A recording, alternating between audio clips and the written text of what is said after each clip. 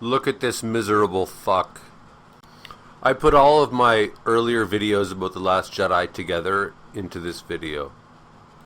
March 11, 2018, The Last Jedi sucks, Star Wars is dead. Regarding That Last Jedi, I think the problem with the whole thing, not just that, but the Force Awakens, the whole Disney, what they planned on doing, is that what they did not realize was that different than Disney, this thing was a part of a whole. By calling it episode 7 and 8, they were saying this is part of this sequence of movies. And so it has to have an overall connection. And when you say that Rey's parents are nobodies, you're not connecting everything. And then you're left with nothing. Whether you like it or not, it's a Luke Skywalker story. It's not. It's a Skywalker story. It's a Kenobi story.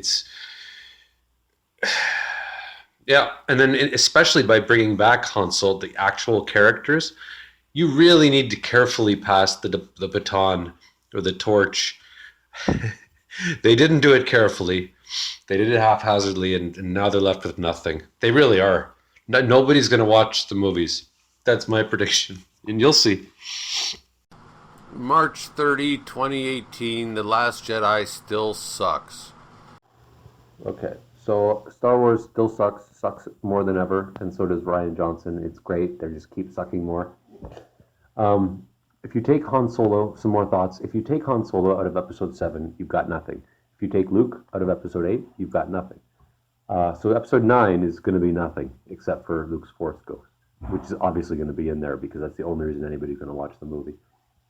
Okay, actors have to be attractive. It's just the way it works. People don't like looking at ugly people. If you're an actor, you have to be attractive and or charismatic. Well, I guess it's the same thing. It's just if you're going to be a hockey player, you have to be able to skate well. If you're going to be an actor, you have to be good looking. It's just the way it works. Rose Tico is not sexy, pretty, or charismatic. She's an eyesore, so why are we looking at her? Rian Johnson is going to be hated for the rest of his life. He's going to go down as the most hated man in the Star Wars universe. I feel very sorry for him in a way. Now, all he had to do was play by the rules. Even geniuses have to play by the rules of their art. Okay, now in terms of strong characters, we know that we're talking about the females. If the only way your character can be strong is by surrounding them with weak people, then your character isn't strong. That's not how you make a strong character. All of the risks that Rian Johnson made were lazy. They didn't require any thought or work. He just undid things, but did almost nothing. It's like the X-Men movie, The Last Stand, where rather than having plot points, they just killed characters. At the end of the movie, when the camera was panning the graves of Jean Grey and Scott, Cyclops and Professor X, I looked at my friend and I said, they're the lucky ones. If you died in Rian Johnson's movie, you're lucky. Han Solo was lucky in episode 7. They're the lucky ones. The ones that we need to feel sorry for are the ones that are still alive. Okay, and I love the idea that this movie divided fans, because I just tell people that everybody hated it. It's a complete disaster. To say that it divided fans is it's very, very, that's going easy on it. That's okay. And on the topic of feeling sorry for Rian Johnson, I feel like he was a kid. He's like a little kid that's playing in a sandbox, and he thinks the sandbox is the real world. And he hasn't learned that real art takes effort. So he just wanted to make a little sandcastle and have everybody tell him how amazing it was. And what a rude awakening he's going to have, and he's probably having right now, because he's realizing that it's not that easy. You can't just stumble on write a script in 1 week and it's going to be considered to be the greatest movie. He really thought it was going to be the greatest movie of all time. He really thought he was on to poor guy. Just like a little kid, and becoming an adult is when you realize that it's not that easy. Getting kicked in the balls basically is how you become an adult, and he was never kicked in the balls until now, and now he's getting kicked in the balls while the whole world is watching. It's the worst way to get kicked in the balls, really. The poor guy, like, this is the worst thing that could have happened to him, was getting this movie. Yeah, and that's it. April 4, 2018, long live Rian Johnson. Extra, extra, read all about him. Okay, some more thoughts about The Last Jedi. There will always, there's a lifetime of thoughts that will come from this wonderful movie. The way that Luke looks at Rey when he's drinking the milk, that wonderful scene, he's basically, that sums up the whole movie. The look he gives her, that smile, that cocky, like, that's right. Like, it's almost like he's playing with his own feces and he's like smiling about it. Like, not only, yeah, I know I'm doing something really messed up and wrong and I love it. It's the ultimate FU. I think maybe he should have like just took a dump on the ground right in front of her, or taken a leak right after he threw the lightsaber, or pissed on the lightsaber, because that's where we were going, right? That's the idea. So why not just go a step further, have him take a leak on the lightsaber, right? Okay, so Rian Johnson is a moron. Like, he's mentally retarded. He reminds me of like an OHL in hockey. There's the OHL that comes before the NHL. It's the minor leagues. He's like, and basically these minor league players, they think they're hot shots. And then as soon as they get to the NHL, they're like, whoa, everybody's just as good as me and a lot of people are better. They get torn down. It's probably like when you go to university, right? You were an all-star in high school, you got great marks, but then all of a sudden you realize that was just high school. And he still thinks that genius is just this automatic thing, and that you don't have to work hard to make a great movie. So he still is delusionally believing that the Last Jedi might be a masterpiece.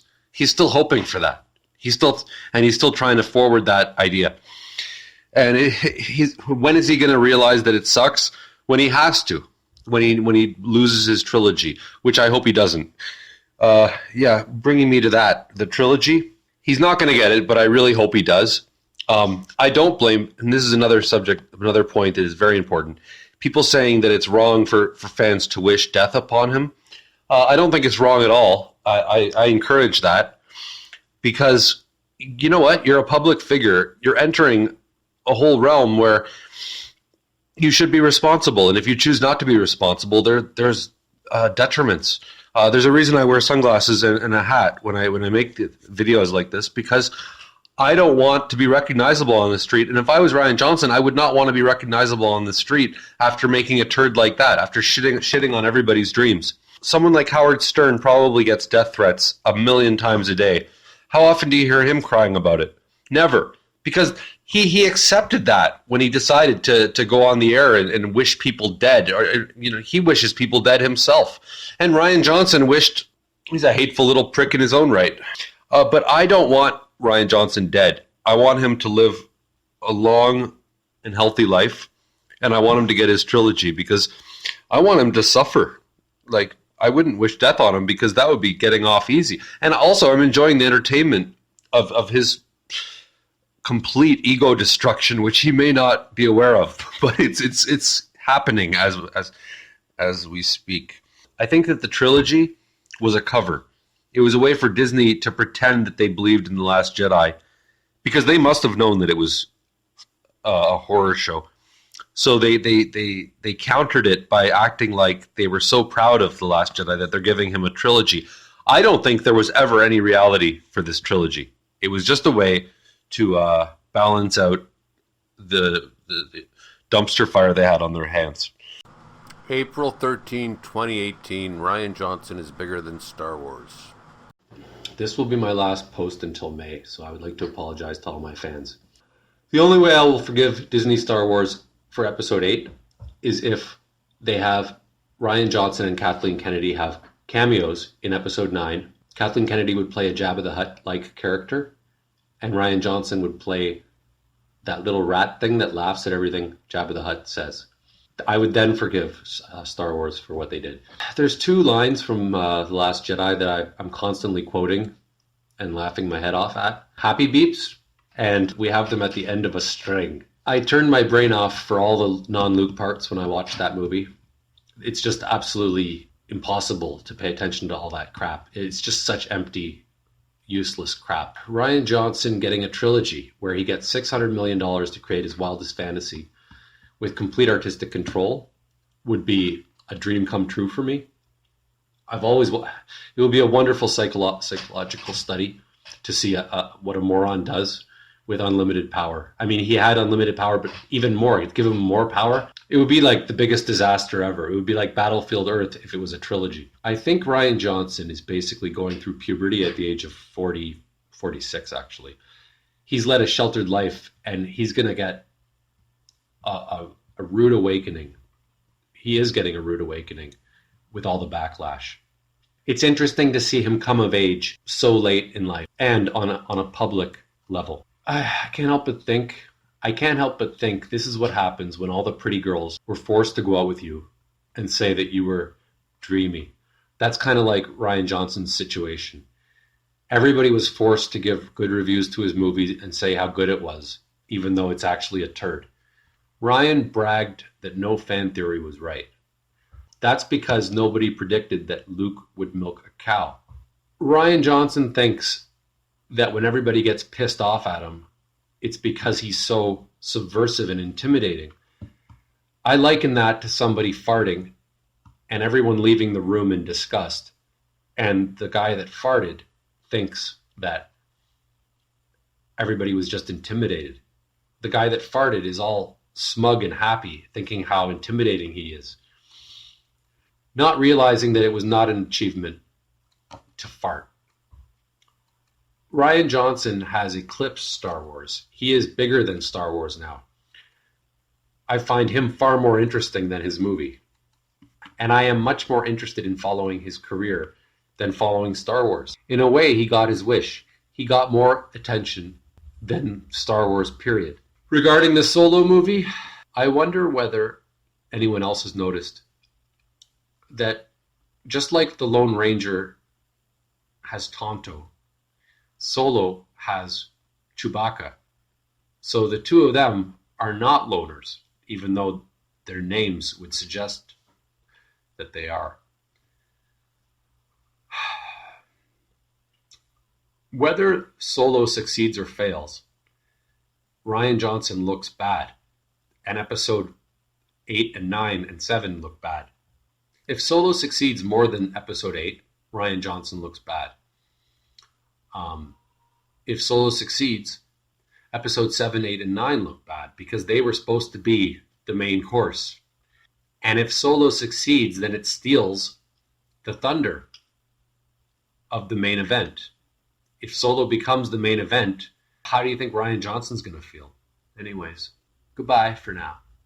April 18, 2018, you lost me at Snoke. Rian Johnson is a genius at being an idiot. I just realized another reason why The Last Jedi and The Force Awakens and the whole sequel trilogy was doomed to begin with, for me at least, was that the best thing for me about the original trilogy was the Emperor, Palpatine. And the prequels blew my mind because they featured Palpatine.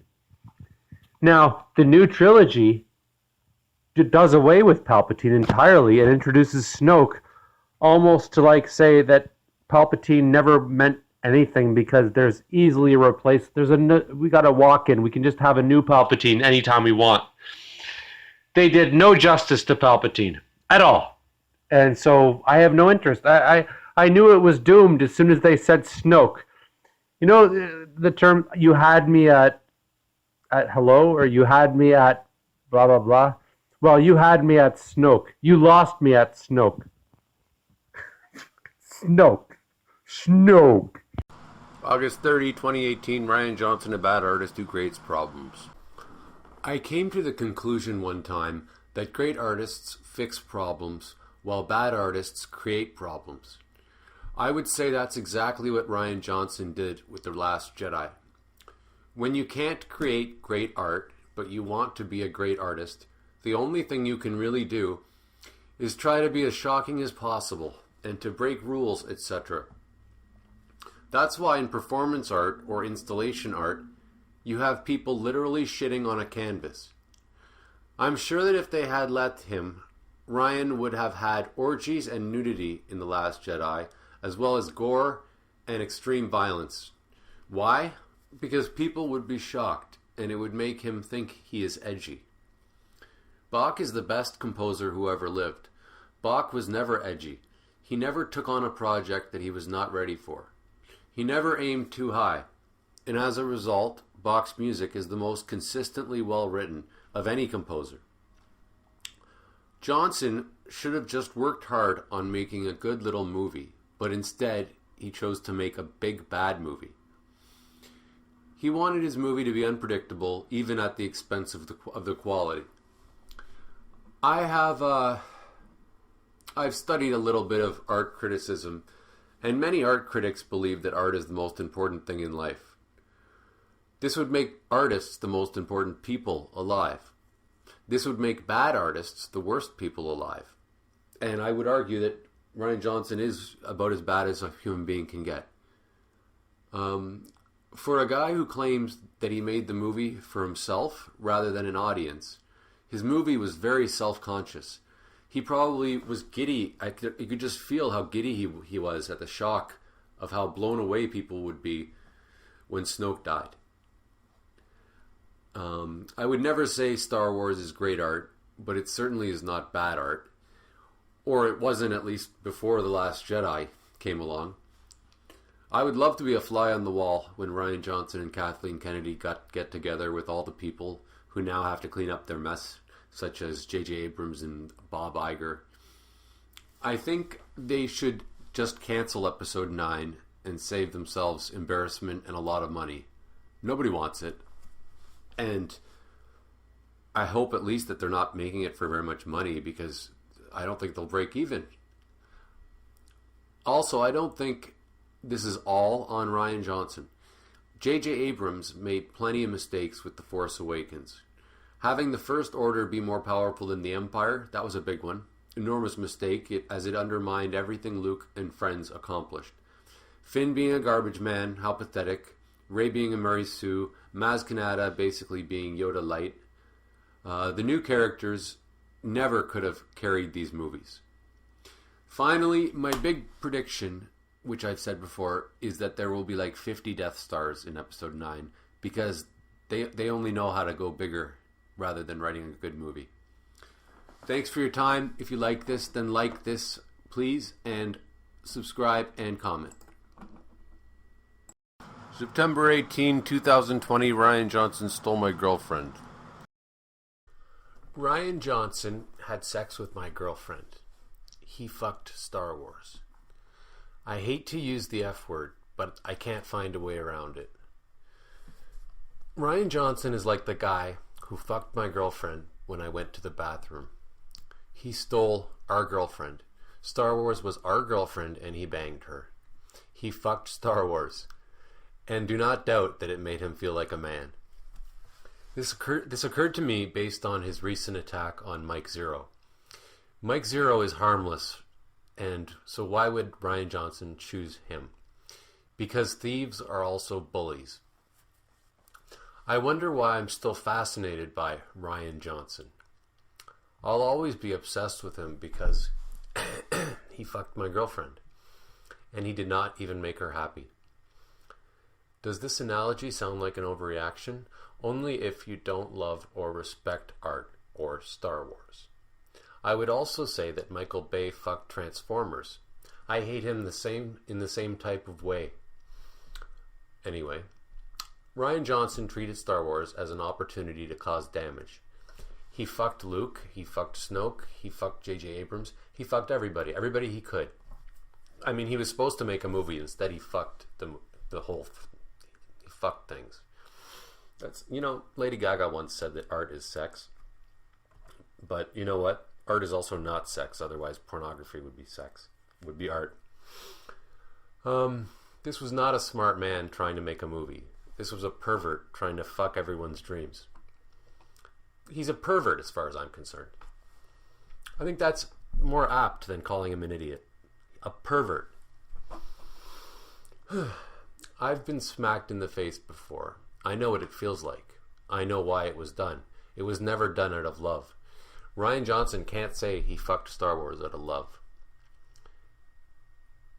And again, I don't like using the F word, but it's just so appropriate. And now, I mean, I don't like using the F word, but, you know, call it like it is. And now Star Wars is bleeding and has pus spilling out because Rian Johnson fucked her. And he wants to say, I'm the one with the problem. Right? We're the ones with the problem because we think he fucked Star Wars. Right? It's pretty funny. It isn't that we don't like the way you fucked Star Wars, Ryan. We don't like the fact that you would fuck Star Wars in the first place. It's not the way you fucked Star Wars. And now you want to fuck Star Wars 3 more times with your trilogy. I guess you'd call it a gangbang with 3 Rian Johnsons or something. Who let this pervert out? Who gave him the keys to the sorority? Why don't we give him 10 trilogies? I know exactly what he would do. He'd fuck them. Give him the Mona Lisa so he can fuck her too. Give him Mozart's Requiem so he can fuck that. Give him Dostoevsky's Crime and Punishment so he can fuck that. Let's give Rian Johnson all our daughters while we're at it. Give him Marvel. Fire Kevin Feige and imagine what he would do. Imagine what Rian Johnson would do to Iron Man. That's all. Have I made my point? Thanks for your time. If you like this, then like this. And please subscribe and comment. September 15, 2018. Let Star Wars die. Kill it if you have to. Okay. Let Star Wars die. Kill it if you have to. More thoughts on the Star Wars disaster. I've never seen such a film disaster. I'm not sure there ever has been one. People will never stop reflecting on this Star Wars disaster. It will be a cautionary tale to producers and directors for the next century to come. So here's my brief synopsis on what I think has happened and continues to happen. And I'll have more brief synopses, but for now, I'll be talking about this for the rest of my life. As I say, that people are going to be talking about this for the next 100 years. Looking back to Episode 7, The Force Awakens, there are so many plot holes. It's not just The Last Jedi. From Rey randomly finding Luke's lightsaber, to Kylo Ren having Darth Vader's burnt helmet, to the First Order arising out of nothing, and you know, the list goes on. There's probably at least 50 important things. JJ Abrams basically said, let's just worry about explaining it later. You know that's what he said. I know the fans were hoping that things like Rey's parentage would be explained in episode 8 or 9, but it was a bit obvious that Abrams and friends had no real idea where they were going. The plot holes were just too numerous. Snoke. Right. I don't even need to elaborate. The First Order, the Resistance, the planet Starkiller. Where did it come from? How did it go underneath the radar of the Resistance for 30 years? R2 being dormant, R2 having a map, and then a part of a map. All these questions, right? Don't worry about it. We'll explain it later. Han Solo abandoning everybody. Don't worry, we'll explain that. It's a story for another time. I think that sums it all up. That sums up episode 7. It's a story for another time. Oh, that's a good story for another time. Though episode 7 was a copy and plagiarism, Abrams did capture the feel of Star Wars. The magic. The feeling like things were heading in a definite direction. But I think that's Abrams' specialty. I never watched Lost, but that's what everybody goes on about. Making false promises at the expense, getting all the hype, building it all up at the expense of cohesiveness and real direction. He's a lot like Stephen King, right? Where he starts very strong, and then it all goes to shit. All the fun of Episode 7 was based on a promise that everything would be explained eventually. Does that make Abrams a liar? Maybe, in a way. I mean, if you make a promise and you intend to keep it, you're not a liar. But I don't think he intended on keeping these promises. It was just, no, let's just make this promise, and everybody had faith based on that. So I would say he's a liar. I think he knew that it wasn't gonna be able to follow it up. It wasn't gonna be able to, or he just hoped somebody else would be able to wrap it up in a nice bow. And for all its hypes and false promises, and for all the good about Episode 7, it still sagged in and of itself. By the end, it was clear that none of the characters could carry the franchise without The Last Jedi. It was already clear that Finn, Rey, and Kylo, and Phasma, and Snoke couldn't do what Luke and all them did. I think JJ Abrams, yeah, he had no plan. He just wanted to start the ball rolling, just like Stephen King. On to The Last Jedi. I was reminded of The Last Jedi the other night when I was watching Infinity War for the 15th time. I haven't watched The Last Jedi 15 times, even though Rian Johnson insists that I loved it. I'm sure Rian Johnson thinks I've watched it 15 times, but I really haven't. It kind of... watching Infinity War, I was constantly in awe. Constantly had my eyes glued. Constantly had my emotions stirred. I kept thinking how groundbreaking each scene was.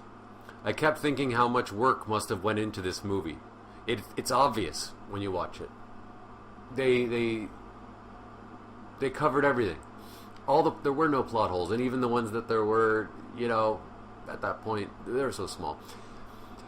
And compared to Infinity War, it's painfully obvious that Rian Johnson did not put a lot of work into The Last Jedi. He didn't agonize over writing the perfect plot. He didn't agonize over fixing any possible plot holes or explaining them. He didn't agonize over anything. I feel, you really get the feeling like it was very easy and he did it in a weekend. He wrote it in a weekend. I don't think he sweat very much. George Lucas almost had a heart attack. That's how stressed out he was when he made A New Hope. I don't think Rian Johnson broke a sweat. Compared to Infinity War, The Last Jedi is utterly uninspired. On to Episode 9 and 10, 11 and 12 and 13 and so on. Let Star Wars die. Kill it if you have to. Yeah, so I think Episode 7, A Story for Another Time. Episode 8, Let Star Wars Die. Kill it if you have to. I'm not sure what Episode 9 should be called. So, Episode 7 started some hype. Episode 8 ended the hype. What role could Episode 9 possibly serve? There's no purpose. It has no purpose at all. So, I say cancel Episode 9. Just don't make it. Come clean to the fans. Show them that much respect. I don't know that they would respect you back, but at least... well, there'd be that little bit of respect that at least you admit that it wasn't worth making. You finished Han, Luke, and Leia's arcs. So what's left of the story? Episode 8 gave us an ending. Maybe not a good one, but a pretty complete ending. It's sad, funny, and scary that Abrams and friends wanted to open up the franchise so that we could have Episode 10 to a million, but had no idea how to do it. They didn't even stop to think how it would work to have Episode 10, 11, and 12. If the Skywalker story's over, then how do Episodes 10, 11, and 12 make any sense? How do you keep a story going perpetually? Many TV shows have tried to keep their stories going perpetually, and they always turn to shit at the end. Name one. That's why they end. So, basically they said, let's just make Episode 7 and worry about the rest later. And now that they're faced with Episode 9, I think they're realizing how hard it's going to be. they burnt everything on hype with episode 7, and now they got to answer for what they did. They made all these promises, and now, well, let's see you answer them. And I knew this was going to happen when I saw episode 7, but whatever. In film, they say that the more pre-production you do, the easier production is. And the more production you do, the less post-production, the easier post-production is. So, for example, if you write a really tight story with no problems, and you plan out all your shots, and you hire all the actors, and you get them all paid, and you get all the budgeting done, production is a lot easier. If you don't write a good script, you don't get the budgeting, you don't have everything figured out, production is a freaking nightmare. And so with production in regards to post-production, if you do a shabby job during production, post-production becomes a nightmare. If you do a great job, post-production becomes very easy. You don't want to have to clean up all the audio because you did shit audio. You don't want to do that in post. It's much easier to just do it during production. So basically, the analogy fits. With Star Wars, they did almost no pre-production when it came to mapping out the future of this franchise. And now they are suffering and scrambling during production, and even more during post-production. The post-production is insane. They're trying to fix plot holes in the novel adaptations. What's more, they're blaming fans. That's part of post-production, right? You want to know who Rey's parents are? Well, you're a stupid fan then. You don't need to know. So they're trying to fix plot holes by attacking the fans, and I think that's really great. Anyways, that's all for now. Thanks for your time. If you like this, then like this, and please subscribe and comment. I won't be making another recording for 17 days, possibly. October 5th, 2018, Rian Johnson's autobiography. Okay, so I'm not going to enjoy this any more than you are, but I consider it a responsibility to make posts, actually. It's not so much about getting attention. If you don't vote, you can't complain, so this is me voting. And this is, the first half is, bear with me, Rian Johnson's autobiography, which is just a funny idea. I don't think I pulled it off very cleverly, but this could be a whole thing. I could make more posts about it because it's that ridiculous. Then there's some rambling, and I put down Beyonce, and I talk about a movie. All right. Rian Johnson, The Last Jedi, Rian Johnson's autobiography. Destroy the past. Kill it. Okay, so where are we with this? Okay, so Rian Johnson doesn't want to deal with his past.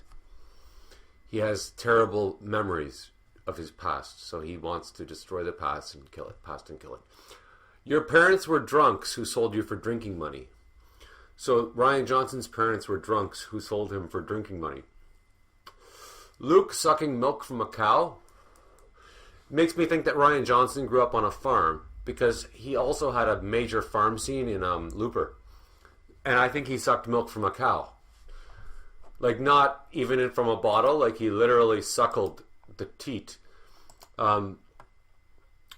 Rose Tico tasering Finn was probably an Asian girl who tasered Rian Johnson when he met her, and he's always had a crush on her since then. I think he's single. I'm pretty sure about that. No, nothing against single people. I'm single too. I don't get tasered, but I don't do anything Rian Johnson does. Casino Planet is basically the rich kids who always pissed off Rian Johnson. Snoke is JJ Abrams, because JJ Abrams is actually like Emperor Palpatine compared to Rian Johnson, because Rian Johnson is that stupid, right? We all know JJ Abrams ain't no sharpest nail in the toolbox, but or the brightest light bulb in the light bulb case, but compared to Rian Johnson, he's a genius compared to Rian Johnson. And that's not a compliment. Luke is what the popular kids liked when Rian Johnson was a kid, so Rian Johnson had to kill Luke. It's like getting revenge on all the bullies who liked, or the kids that were, I don't know, more popular than him. right? They all like Luke Skywalker, so that's why Luke had to die. Holdo is the way Rian Johnson sees powerful women. May have been a teacher that he once had. He probably had a teacher with purple hair when he was a kid. The Porgs are a couple hamsters he once owned, and he loved them and he thought they were really cute. Hux is just a random jock who bullied Rian Johnson. That's why he had to crank call him. Most of the characters are, just like Poe. They're all just like people that he felt inferior to. So they gotta go. They gotta be treated like shit. Finn... Okay, this is my theory. Finn actually is Rian Johnson. That's like... Rian Johnson, the main story, the way he sees himself is Finn. He always loved his Rose Tico, and he thinks Rose Tico could school him, and he never got to have her. So the Finn Rose storyline is probably the most autobiographical of all. All the social justice warrior shit is just Rian Johnson's submissiveness, which probably existed very early on. He probably learned as a kid that he couldn't speak up for himself, so he had to subvert the bullies. Let's just make sure I got time left here. Yeah, we got time. I'll be done in like 2 minutes. If we are lucky enough to get Rian Johnson's trilogy, and like, we are lucky if we get that. Please don't look at it like we don't want this. We want to see a complete... It's not even a dumpster fire. It's a case study. It's like the deepest insight we can ever have into a moron's mind. Where are we? Oh, okay. Yeah. Star Wars. Oh yeah, this is an interesting idea that I haven't heard anybody else bring up. Star Wars has become McDonald's. Okay, colorful plot twists, but no heart. Basically, we're watering it down, and we're just going to have action scenes, but we're not going to have the force. We're never going to have any meaning in our movies. It's just digestible, and it's easy to watch, and, I actually kind of half admire Rian Johnson for bringing up weird surprises. I never would have thought of that as a writer, because I would always have to back up any idea I had, but just the idea, like, you bring up anything you want whenever you want, because it's a plot twist, and audiences will stop falling asleep. That's amazing. Who would have thought? Blowing Leia out of a hangar bay and having her come back and then not die and then die, and then Luke doesn't die and then he does die. I always admired that. Breaking Bad does that, but that's more of like a TV show strategy, not so much for a movie. Stanley Kubrick. What I love about him is that he didn't have plot twists just for the sake of plot twists. It was a slow burn. Anyways, moving right along. Now I ramble a little bit. Defending my purpose for being on here, you know what's worse than me shutting up? You talking. So I won't shut up. I owe it to myself. I owe it.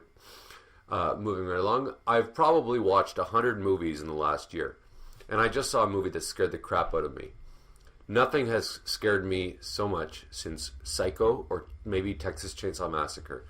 Oh, again, bringing up Kubrick. The Shining did not scare me at all. I have very weird taste in movies, which is why I'm not popular on here. I have really weird taste, period. Now, I hesitate to even repeat the title of this movie because it was that scary. I guess I have to, so it's called 14 Cameras. Oh my god. I wouldn't call it a horror so much as a psychological thriller, but I'm traumatized, and it scared me more than any horror movie has. I'm just not sure I want anyone to see it because it was that messed up. I would never recommend Texas Chainsaw Massacre to anybody either. But what's excellent about it is that the theme is integral to the plot, and it makes a strong comment on the thing that it is strongly commenting on, which is, I guess, how ugly men are. Oh, yeah, it was wonderful. Jesus, I'm still freaked out, traumatized. And the funny thing is, as soon as I finished it, I looked it up to try to read the trivia about it, and it has terrible reviews. And most of my favorite movies have terrible reviews. Just checking time. I got 3 minutes left. All right. Nothing new. So there's that. Now, but the thing is, that you have to remember is that most people think Beyonce is a genius. So most people have terrible taste. So you would actually, I would be better off trusting my own taste. And so now rambling more, and now we're getting into Beyonce a little bit. If you looked up clown in the dictionary, Beyonce would probably fit the definition perfectly. And if you looked up clown in the thesaurus, the same could be said about Beyonce regarding being a clown in terms of synonyms. And just for the sake of it, I looked up clown in the dictionary, and I was going to write anyways, regardless of whether I was right or wrong. I was going to say, okay, I'm wrong. She's not a clown. But I looked it up. All right. A clown is defined as a comic behavior, in quotes, a comic behavior as in a circus. I think we can agree that she's in a circus. Theatrical production, of course, or the like. And she is a comic, I mean, give me a break, who wears an outlandish costume and makeup and entertains by pantomiming common situations or actions in exaggerated or ridiculous fashion by juggling or tumbling, right? Okay, so she's a clown. Now, I'm a clown too, in her defense. I can't say I'm any better. But, there's a few things I don't do. I don't wear outlandish costumes or makeup. And in Beyonce's defense, she doesn't juggle. I can juggle. So she could plead that she's not a clown because she doesn't juggle. Or she could even prove that she can't juggle. Anyways, so I'm done. If you like this, then click dislike and then subscribe and comment.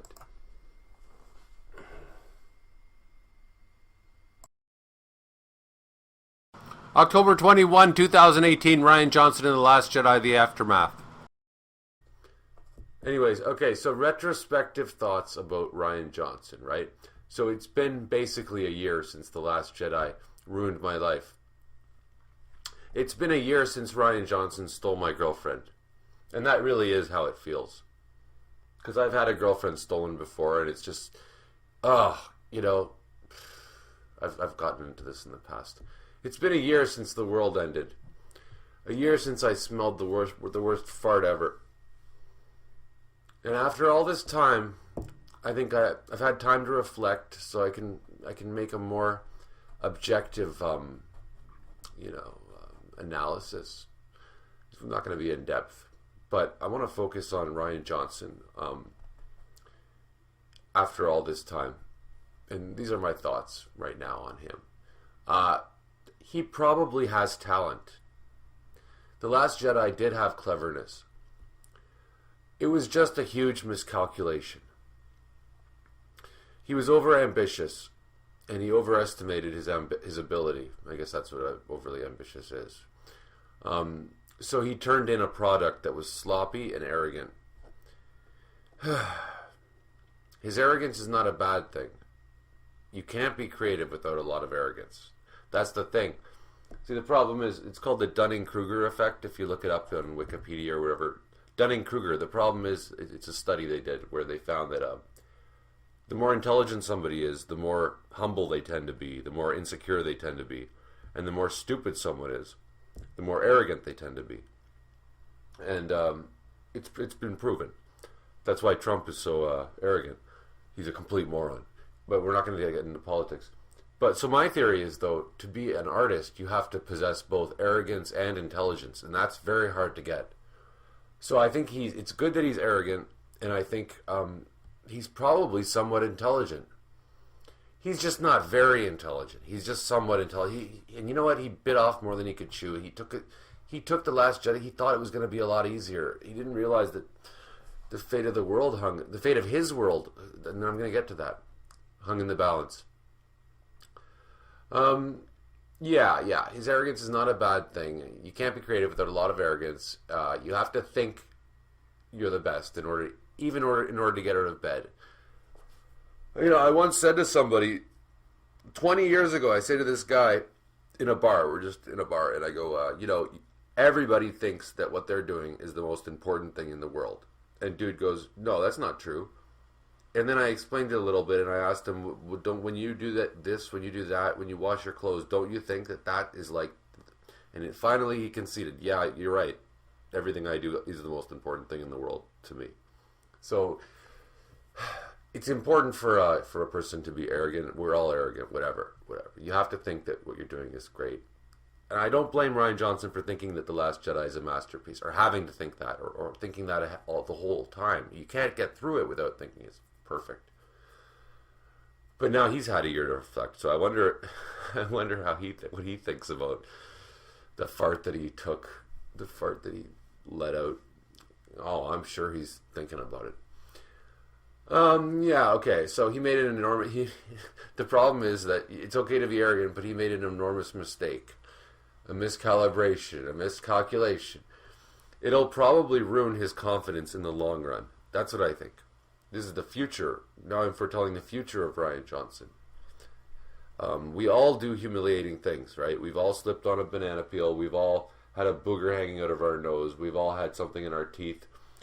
You know, we've all made fools of ourselves. We've all made colossal blunders, and we're going to be ashamed for the rest of our lives of those silly moments that we do. The problem is, Rian Johnson did this humiliating thing in front of the whole world, like not just in front of the whole world, but like on a stage. I mean, what could have been bigger than Star Wars? What a bad time to fart. The problem is he didn't take it seriously enough. Like, also, I think it's good to be arrogant, but you know, it's dangerous to be arrogant too. Like, it's a tightrope walk, and he went too far. He didn't know that people actually notice quality, right? So he was so arrogant that he thought he could turn in second-rate product, and people would still be impressed. And that's extremely immature. Kids think like that. To think that you can show up an hour late for work and your boss will just get over it, and then you can be lazy at work, and we've all had that lazy coworker. That's what Last Jedi felt like, a lazy coworker. It's like using a really shitty pickup line on a girl and expecting it to work. In terms of the girl's reaction, the girl is thinking, "Oh my God, really? Did he really just do that? And he thought that was gonna impress me? Wait. Are you from heaven? Because you must be an angel. Wait. Does he think? Does he think that's really like I'm just gonna take me now? All right, okay. So, you mind if I smoke? The Kitten and the Bear. Okay, there's a bar, not a bar. It's a tea store. I shouldn't say the name of the place. It's in Toronto. Nobody needs to know. Anyway, so they open this tea shop, right? And it's supposed to be this like novelty shop. Basically, you go there because you get to get a taste. You get to get a whole tea experience, and they have scones and everything, right? So my friend takes me there. What I'm getting to is doing a half-assed job. The lesson of Last Jedi. I go there, and I didn't want to go there. I went there kicking and screaming. I only went there because my friend said, "I'll pay for you. Just come. I want to have the tea and scones." Bullshit. And they have jams. Go there. I'm in hell already. And so I go there. I arrive early, and I go, "Can I sit down?" And they say, "You can only sit down when your company comes. We don't seat one person." And I'm thinking, oh, okay, so you want me to like hang around like a bum until my friend comes? That's what I'm thinking. How unprofessional. Way to make a customer feel uncomfortable. So I wait around, my friend comes, but I'm really like grinding my teeth already. I didn't even want to go to this stupid thing. And finally we sit down and they say, I go, "I'll have a coffee." There's no freaking way I'm drinking tea with your little doilies and all that crap. And I go, "I'll have a coffee." And they go, "Well, do you mind? Our coffee's lukewarm. Do you want that, or do you want us to heat you up some? We'll make a new. Do you want us to make a new?" I don't care. Just give me the lukewarm shit. But what kind of response is that? Do you want our sloppy second lukewarm crap that's like 2 hours old, or should we make a new one? Well, either you just pour the lukewarm crap and you make me deal with it, or you pour me a new one. You don't offer me shit or good stuff. You understand what I'm saying? So I don't care. Just get me out of here. Grossly overpriced, right? grossly overpriced. Then I go, so there's three things to this story. There's the fact that they wouldn't let me sit. There's the fact that they're offering me lukewarm coffee. Then I say, can I use the bathroom? And they go, we don't have a bathroom. Why don't you use the grill down the street? We have an agreement with that. They said they'll let us, our customers piss there.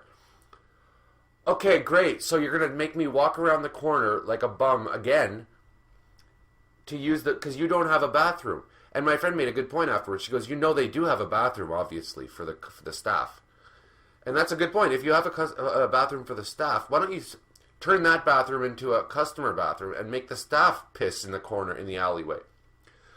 Also, you're having a novelty tea place. Isn't that an opportunity to have a beautiful little dainty little bathroom, a little British style bathroom with like pink wallpaper and all that crap? I mean, you have a tea parlor or whatever the hell this thing is with scones and jams. And tea makes people piss. It's a what's the word? It's a something diuretic. It's just so counterproductive to not have a bath. Anyway, so we're done with that. So that's what The Last Jedi is. You miscalculated. Enough about that, though. So we're going to change the subject. I'm just saying, getting back to the thing, Rian Johnson will not be able to get over The Last Jedi. Okay, that's a funny thought. See, it's not that we're not going to get over The Last Jedi. The world will turn again. We're getting over The Last Jedi. I think everybody's over it at this point. But you know who won't get over? The irony is that it's Rian Johnson who's not going to be able to get over The Last Jedi. He farted in his own face, really, at the end of the day. You didn't fart in our face. Who are you really hurting, buddy? You're hurting yourself. The Last Jedi is just going to be a hiccup or a fart. Not just. It is going to be a large hiccup and fart in the overall Star Wars universe. People are going to be looking. It's how it's going to be remembered. And Rian Johnson is not going to be able to get over that. Even if nobody ever bashes it again. And I guess that's all.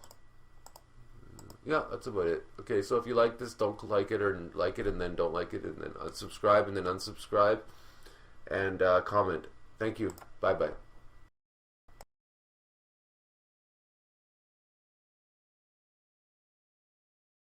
October 26, 2018, The Marvelous Star Wars Sequel Trilogy. Okay, my thoughts on the sequel trilogy, the marvelous Star Wars sequel trilogy. I bet they were trying to be marvelous. Episode 7, 8, and 9, the sequel trilogy. It's hard to say that with a straight face. It was a bad idea to begin with. It was a tough act to follow. You can't follow. 4, 5, and 6 were masterpieces. You can't just make masterpieces. You can't churn them out like a product that's easy to churn out. Indiana Jones 4. This is a good example. George Lucas and Spielberg, they spent 10 years looking for the perfect screenplay. They weren't willing to settle. Well, the only reason they finally did is because Harrison Ford gave them an ultimatum and said, I got to do it now, I'm too old. So they sped it up and they finally did it, and it still sucked, even though they were carefully waiting. Disney just said, let's just rush and do it. Don't worry about a story. Just throw Harrison Ford and Mark Hamill and Carrie Fisher at the camera, at the audience. Throw them at the audience. And the audience is just going to love it. They're going to think it's a masterpiece. It's that easy, really, to create a great trilogy. Yeah. That'll live on forever. Now, I know they were trying to be marvelous, but Star Wars is not comparable to the Marvel Cinematic Universe, and I guess I have to spell it out, so I'll give 4 reasons, in case there's any Kathleen Kennedys listening and they want some tips, because they need some tips. The MCU, it had no live-action series to follow. It was creating a whole new universe, so you didn't have to. It wasn't a sequel to anything. So they were creating their own rules. They didn't need to honor anything, first of all. And they're still honoring the original comic books to a large degree, I'm sure. The MCU characters, as opposed to the Star Wars characters, have independent lives and worlds of their own. The MCU has over 100 developed characters, and each of them has over 100 stories each. Whereas Star Wars had 6 stories because they were disregarding the expanded universe, which was another wise idea. Star Wars had 6 stories, because I include the prequels because I thought they were good. They weren't great, but anyways, regardless, it's not important, irrelevant. And they only had a handful of main characters, right? Like what? Really? Like under 10 main characters? Sorry, Lando doesn't cut it. Yoda doesn't cut it. You can't have independent stories about them. They're side characters at best. And even the main characters aren't that developed. They were fully developed already. There's not much more to do, right? Like, I don't think we need a Han Solo prequel. Nobody's asking. Nobody's asking how he became a scoundrel. We know how people become scoundrels. It's more interesting to hear how they... it's more interesting to hear how Anakin became a scoundrel than Han Solo. And Han Solo was still a side character. He wasn't even a main character. Okay. If the sequel trilogy was to work, if the baton was to be passed to new characters, first of all, Han, Luke, and Leia should have been the main characters of this sequel trilogy, with Rey, Finn, and Poe being minor characters. You see, Rey, Finn, and Poe needed to earn the audience's respect. We don't just automatically respect them as Han Solo reincarnated, Luke reincarnated, Leia reincarnated, Lando reincarnated, Darth Sidious reincarnated, Darth Vader reincarnated, the Death Star reincarnated. And maybe Rey, Finn, and Poe would get more time in Episode 8 and more time in Episode 9 because, yes, the baton is being passed. And then finally, after Episode 9, then you could have another trilogy starring Rey, Finn, and Poe. But understand that if you're going to have 7, 8, 9, you have to give enough time to Han, Luke, and Leia because it's kind of their story, all right? It's the end of their story, so give them an ending to their story. Don't just have them beside, not even side characters. Background support, not even supporting, I don't even know what you call them. Cameos? Yeah. Cameos that just die. It's almost too stupid to believe. Like, you would think somebody's making this up. The truth is stranger than fiction. Okay. Right, okay. So, if they planned, if they did plan to have episode 29, down the road, 29 years from now. They should have had an idea of a long storyline that would connect the whole thing together. Just an idea. But instead, they gave us, again, reincarnated Luke, reincarnated Death Star, reincarnated Darth Sidious, reincarnated Darth Vader, reincarnated everything. Reincarnated Tatooine. That can't be done 29 times. It can't even be done 3 more times. I mean, episode 7 was a travesty as far as I was concerned. It blew my mind that people were... The wool was pulled over everyone's eyes. The Emperor had no clothes. And people just thought it was a good movie. It was an awful movie. I saw it before. Now, okay, the universe, the Star Wars universe, if you're going to make 50 episodes, the universe needs to be expanded. Whereas with this sequel trilogy, they're contracting the universe because they're having it all take place within the... Alright, Solo, Rogue One. How many stories can you tell that take place within the first 6 episodes? And why limit it to that? This is not this can't be done 50 times. There was no thought. There wasn't any thought. Just shoot them out. Just shoot them out. Go forward. You could go forward or you could go backward, but just don't be within the goddamn thing. The prequel trilogy. Oh yeah. How about have a prequel trilogy to the prequels? I mean, there's just an idea.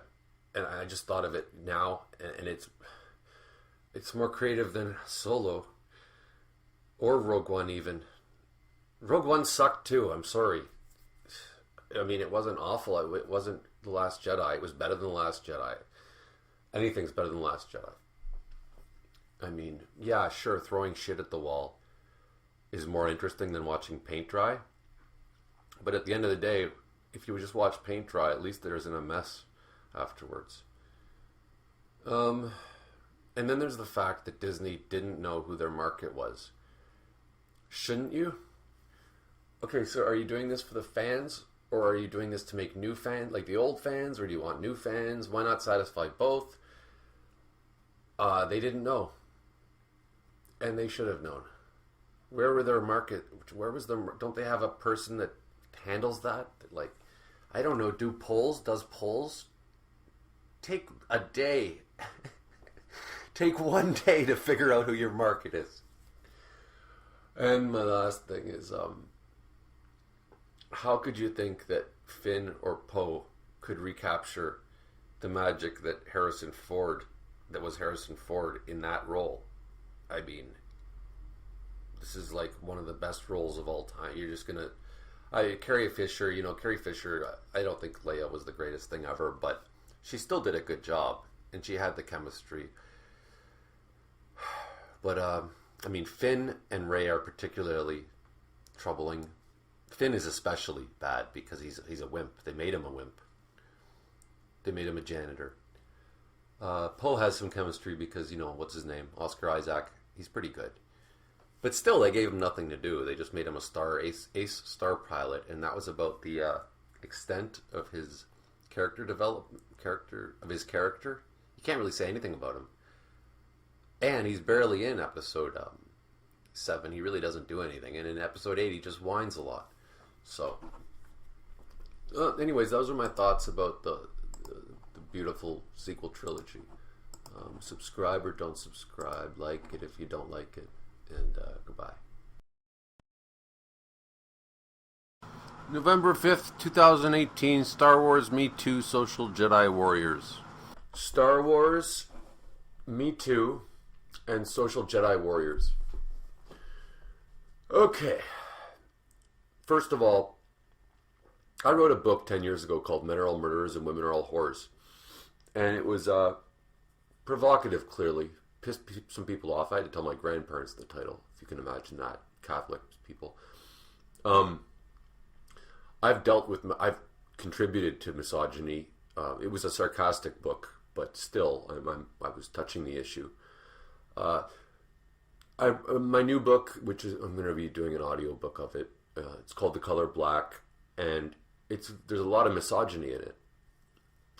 And I thought of I tried to remove all the misogyny. But now, after all the Me Too stuff, I'm putting it all back because now it's rebellious to be misogynistic. So it's kind of cool. It's always good to be provocative. So you think about The Last Jedi, okay? All the uproar from the fans, including myself, about all the women being more powerful than men, women shaming men, the Canto Bite, be nice to animals thing. So I brought it up to a friend of mine who's more intelligent than me, more educated than me. And that says a lot because I'm pretty educated. He goes, I mentioned how The Last Jedi, how women are shaming men and saying like in every instance the men they look like crap and the women look more powerful, or it's an attempt at that. And he made a good point. He says, would it bother you if there was you saw a movie with men shaming women, like where the woman is a ditz? And I go, yeah, I think so. I don't know.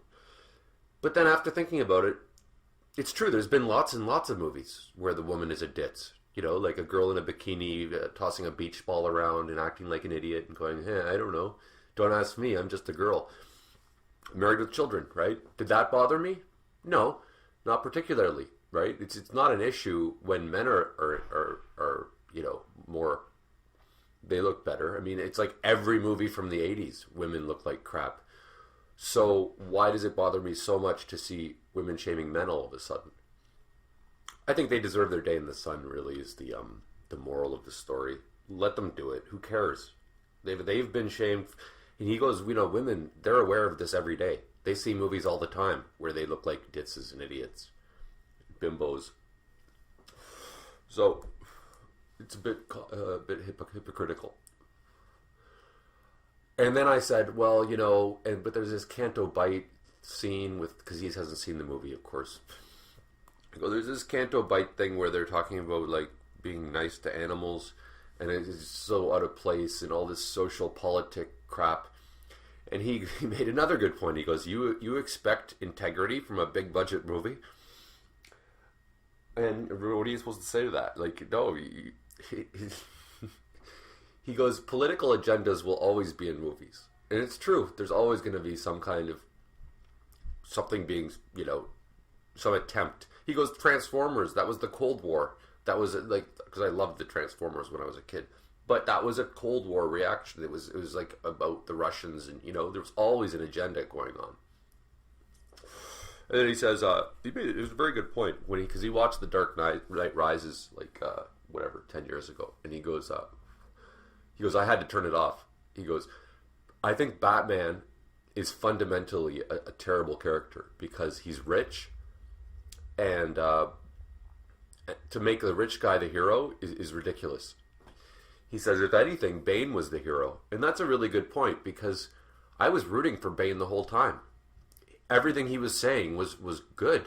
Like, yeah, we need to destroy all these, economic constructs, etc. I mean, at the end, I guess, we found out he just wanted to kill everybody. But his argument was sound.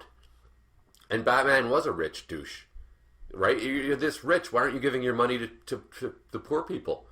But you're living in a big, huge mansion. And you're a hero. So, maybe there is a fundamental problem with Batman in that regard. And I think the solution is you just don't talk about it. If you're a man, you don't talk about it's not fair to men when women do blah, blah, blah. If you're a white person, you don't comment on how, I don't like all this anti-white shit. Now, a woman can do it, and a black man can do it, can talk about how this is bullshit, this is getting out of hand.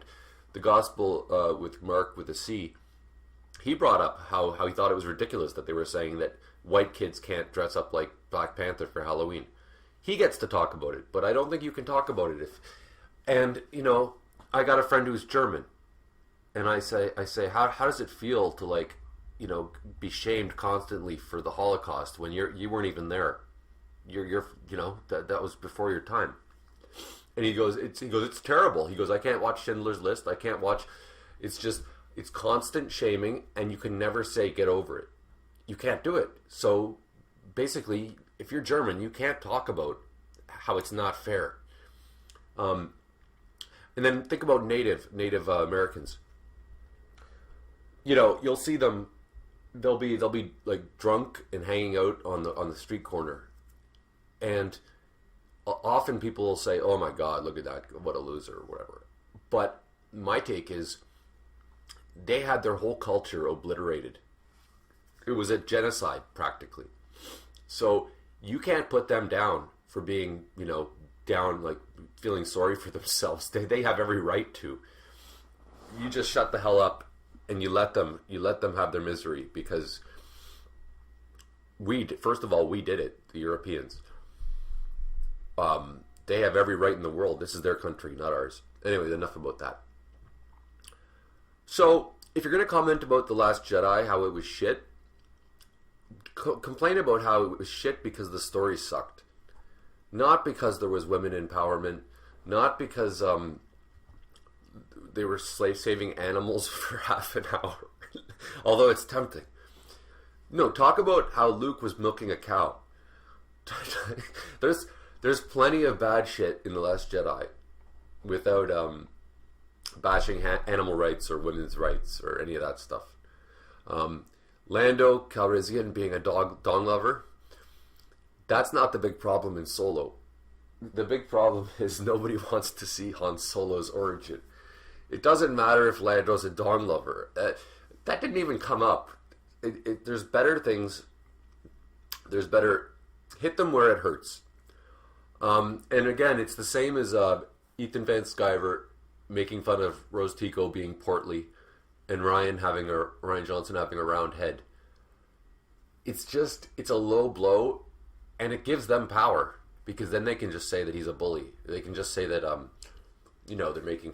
It didn't help really. I mean, it kind of helped. It got everybody laughing, but at the end of the day, it's about the fact that Last Jedi sucked. It just sucked. It had a terrible plot. It killed Luke. That's what we talk about. So that's about all. Okay. Oh, and do your best to like this and subscribe and share and all of those things, because the more likes I get and whatnot, the more encouraged I am to make future podcasts, or whatever you want to call this. Thank you. No more timestamps. I'm just gonna put all the videos one against each other. They obviously all occur within the same time period. It's too time consuming putting all these, this is when the date was. I know when it was. If you want to know, just ask me.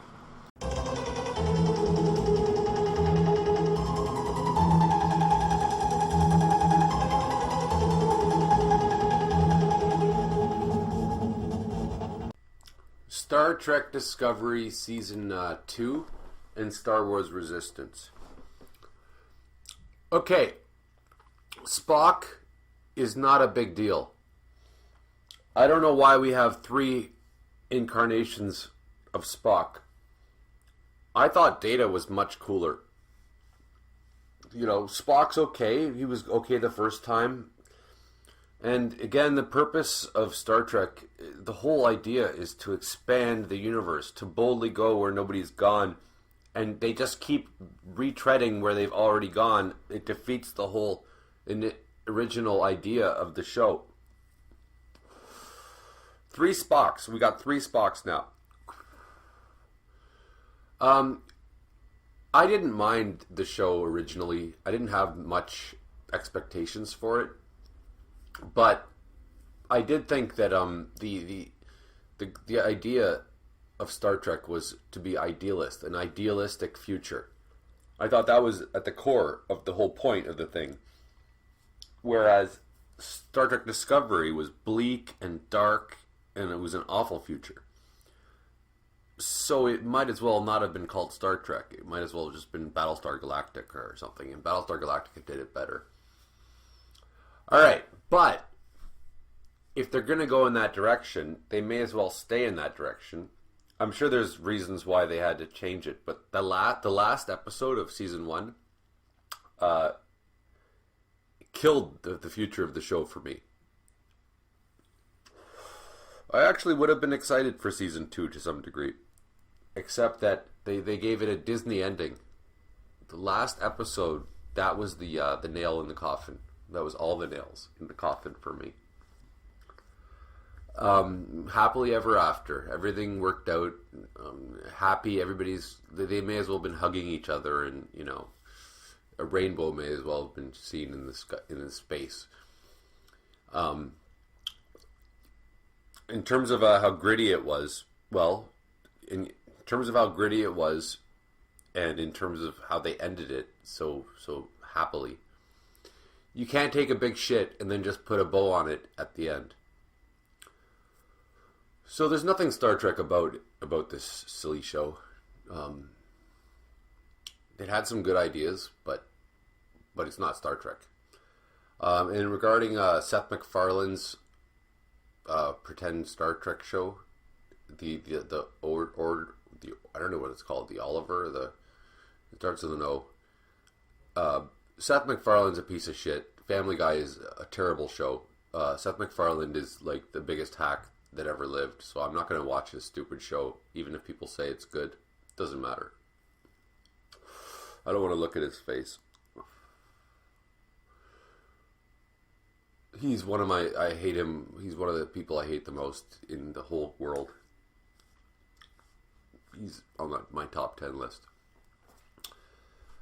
Star Wars Resistance. I wanted to title this Star Trek Resistance and Star Wars Discovery, just because they've lost, just to illustrate how far they've lost where they were supposed to be going with these two things. Regarding Star Wars Resistance, I haven't even seen the trailer for it because it's so uninteresting. I mean, I think Star Wars killed all the goodwill anybody had when they killed Luke in the Last Jedi. Nobody cares anymore. It doesn't matter. What the fuck is the Resistance? Weren't they supposed to be called Rebels? What the fuck is the First Order? Wasn't it supposed to be called the Empire? Or, I don't know. What the fuck is the First Order? What the fuck is a Kylo? Is that a new word for Darth? So instead of Darth Vader, we got Kylo Vader?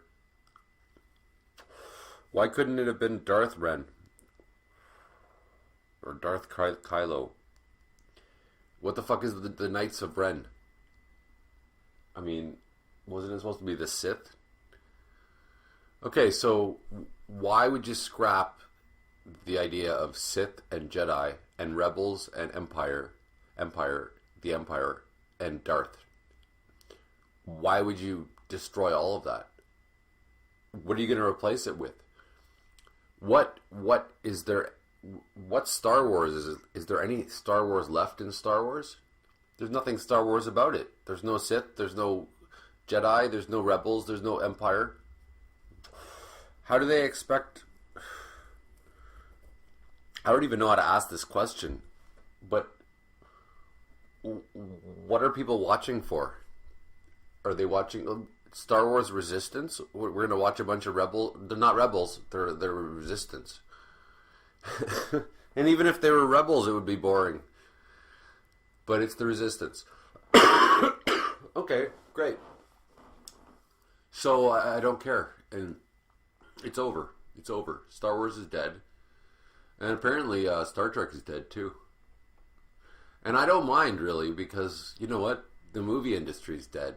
TV's dead. Music is dead. I don't mean to be negative. I mean, it's actually positive.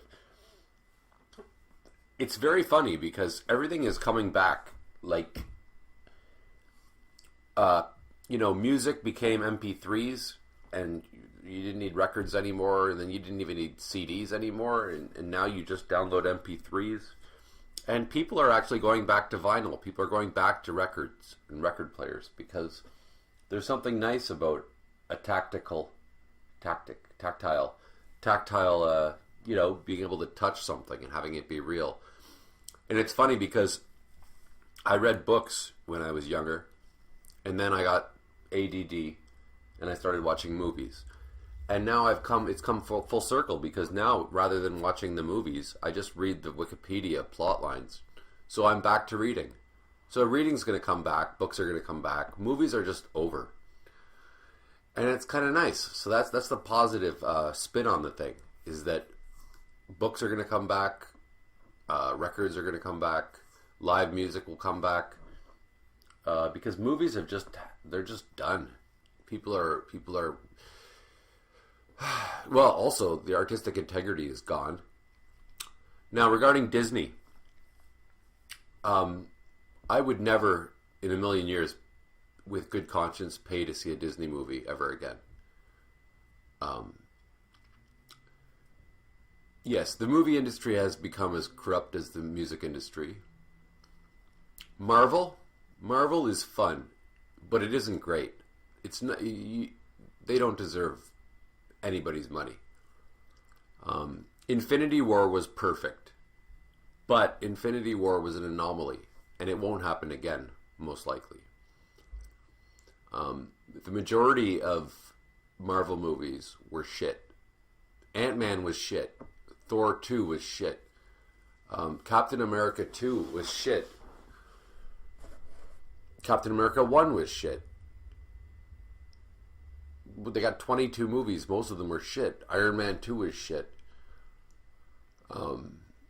Iron Man 1 was like the only good one. What else do we have? I don't even know. I don't know, what other Marvel movies were there? Doctor Strange was shit. They were all shit, pretty much. It isn't art, okay?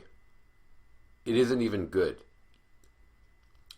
Now, I'm going to put an audiobook on this on YouTube soon. And that will be art. Now, it's not going to be perfect, but it's one person's vision, and I didn't compromise. It's what it is, and at least there was no tampering, as there was with all this Disney crap. Disney's coming to an end. It won't be at an end in the next few years, but it will be like in 20 years. Star Wars is done. I don't know what Marvel Phase 4 thinks they're going to do, but I don't see it lasting.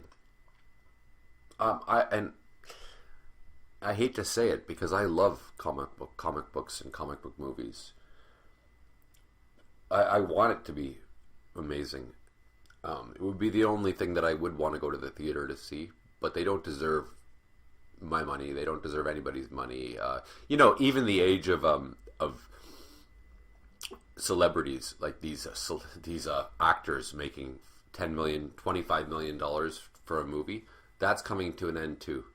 It's unheard of. Like 100 years ago, actors in all the past, in the last 2,000 years, actors were an object of mockery.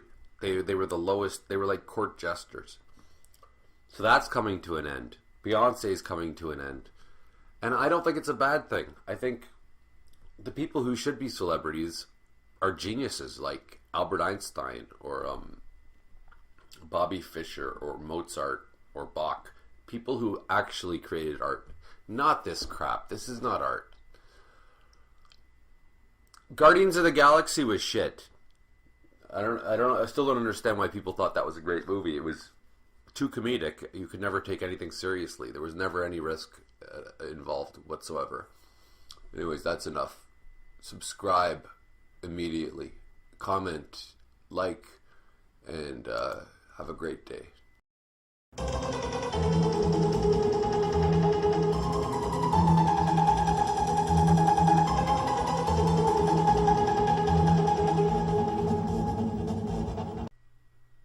Can Star Wars recover going forward?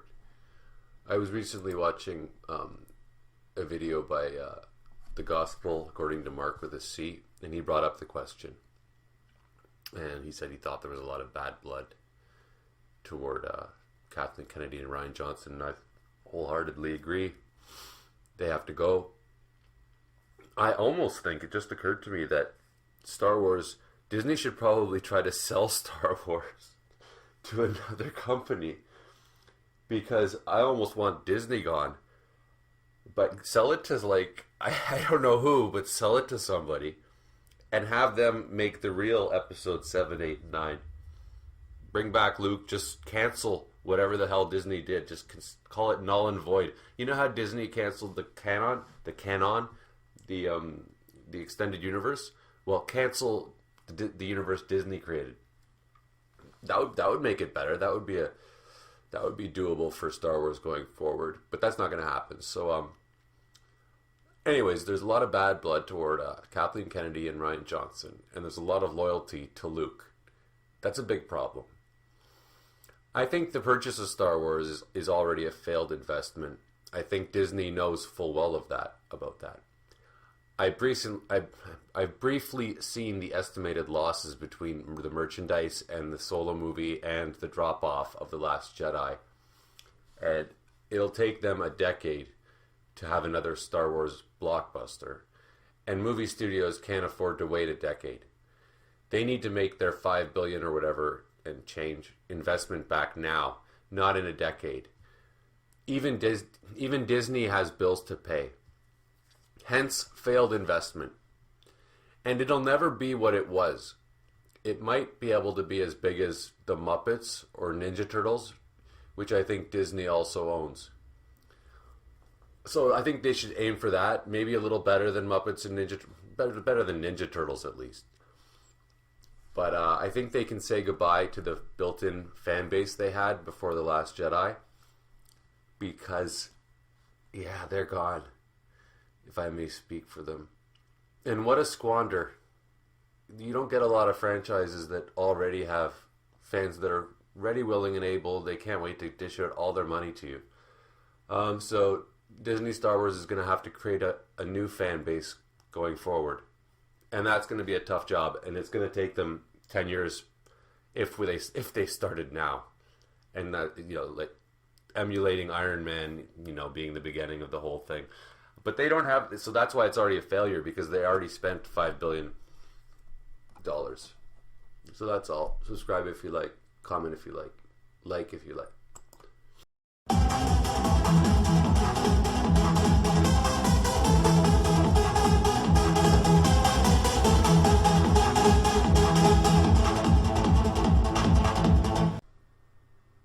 So the filmmaker Kevin Smith recently visited the set of Star Wars Episode 9, and he gushed about how he was crying over how beautiful the scene was that he was watching, and how perfect and amazing it was.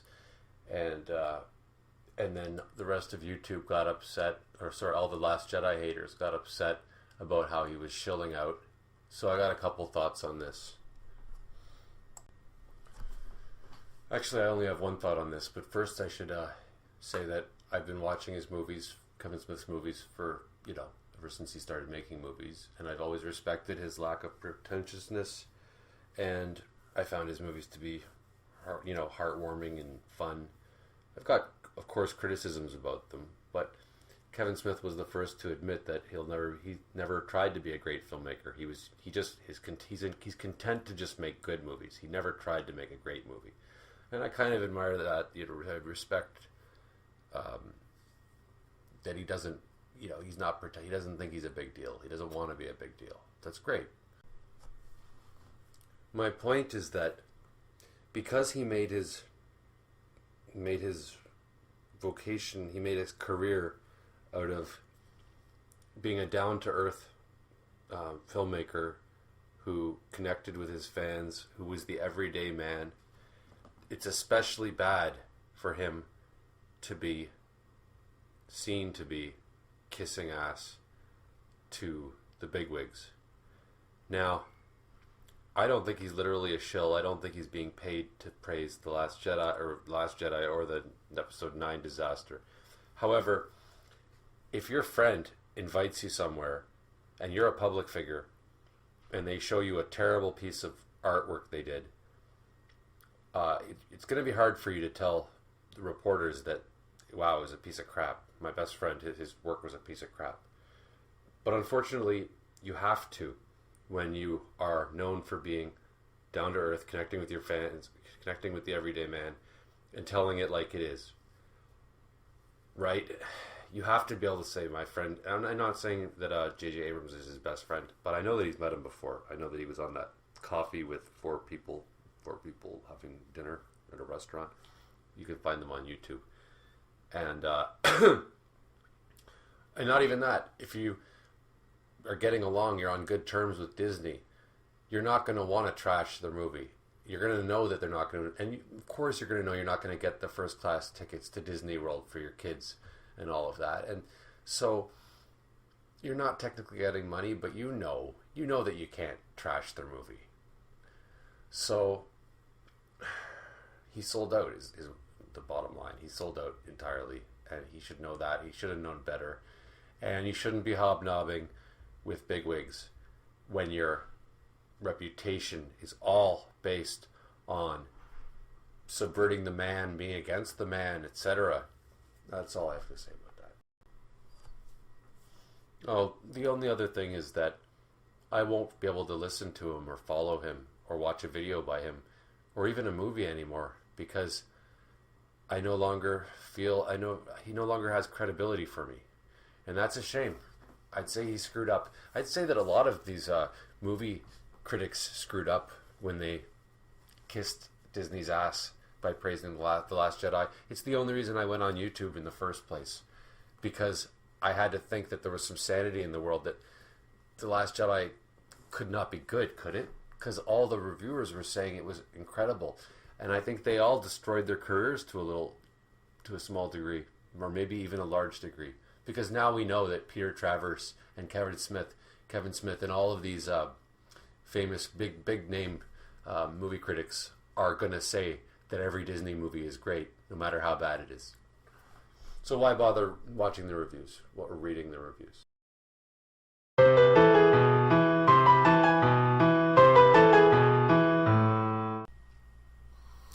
As certain as I am that Star Wars Episode 9 is going to be awful, that Star Wars, the franchise, is dead, I still have a certain amount of excitement for Episode 9. And I was asking myself why. The answer is that as someone who loves Star Wars, will always love Star Wars, there's a part of me that hopes to see an actual Episode 9. As opposed to this Disney, JJ Abrams, Rian Johnson abomination. The best analogy I can think of is, let's say your mother died, and a year later someone said, "Oh, by the way, your mother's coming to dinner tonight." You would immediately be excited and hopeful that she's going to be there, even though you know she's dead. Or let's say that somebody told you something fantastic that you know is impossible, like they got a dragon at their house, or there's a unicorn, or they just saw an alien. Even though you don't believe it, you want to believe it. And basically that's what Star Wars Episode 9 has riding on it, is the fantasy fiction idea that it might somehow miraculously, it's got to like pull out a real living dragon. It has to have something impossible. One of the reasons that this movie is impossible in terms of succeeding is that it has based itself on three main characters before: Finn, Rose, Poe, and Kylo Ren, who are terrible, who have no story and no future. And no matter what JJ Abrams does, he has to feature these three non-entities. Not to mention the subordinate, the secondary non-entity characters, such as Rose. I mean, Rose and Phasma, they kind of have to be in it, or else it looks a little too guilty of a crime that they're admitting. It looks like they're admitting that they screwed up big time with them. So they've got to put Rose and Phasma in, even though there's nothing to do with them, and they're eyesores, and nobody wants to see them, and they've got no story at all. Speaking of terrible characters, there's that bug-eyed creature that says to Rey in Episode 7 that the story of Luke's lightsaber is a story for another time. Well, see, now J.J. Abrams has to make good on that story, because now it's time. It's time now to tell 9 hours of exposition in the final movie of all places. And in the final movie, it's the fact that it's the final one is going to underline, is going to emphasize how disposable and undeveloped these new characters are.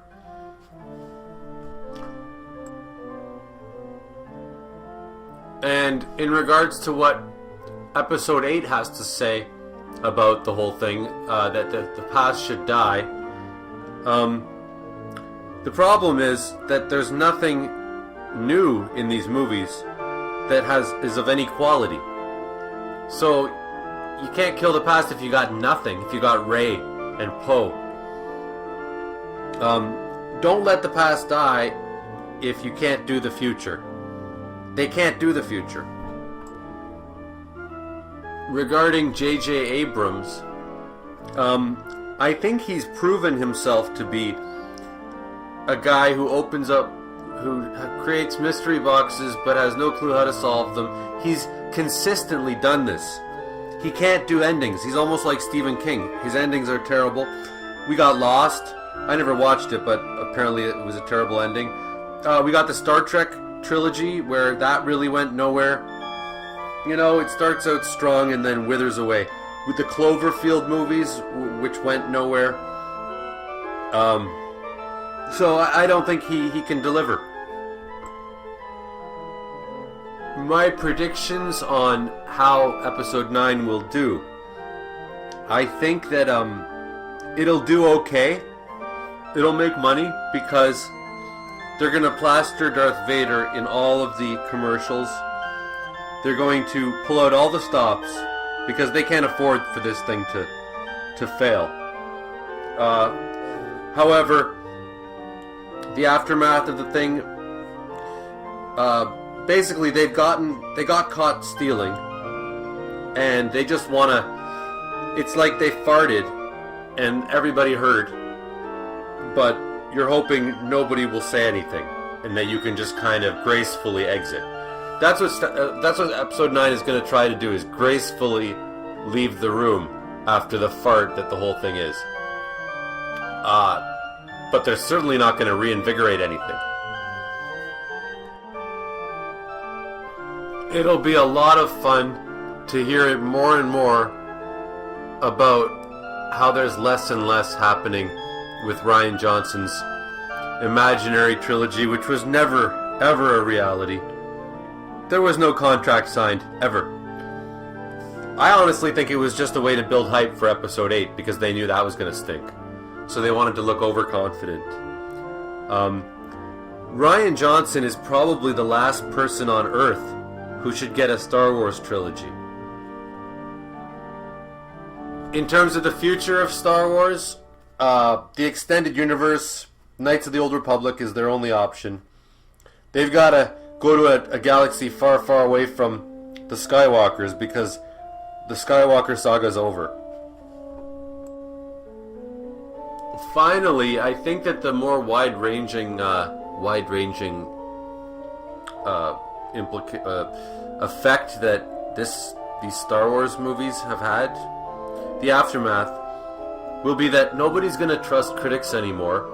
Everybody's going to know that every Disney movie, and maybe every other big budget movie, will be getting great reviews as soon as it comes out, and nobody's going to pay attention anymore. In that sense, The Last Jedi killed big movies. We now know that critics and the movie makers are all liars. JJ Abrams is lying even now when he says things like The Last Jedi didn't change the way Episode 9 is going to go. The backlash did not change anything. That's just a flat out lie. I don't think I have anything more to add for a long time about this, because first of all, my opinions haven't changed, and I've said them already in previous videos, which are pretty much the best. I've made the best comments on the Star Wars The Last Jedi, or among the best of anything I've seen or heard. And it's amazing to me that nothing's changed, that I was right from day one, and that they were wrong from day one, and that they haven't changed since day one. And yeah, it's all going according to plan. If you support gays, click like. If you respect blacks, comment.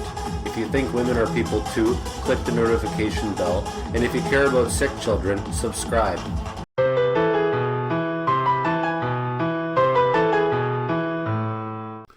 The title and the teaser for Episode 9 of Star Wars has just released, and everybody's so excited about seeing this movie.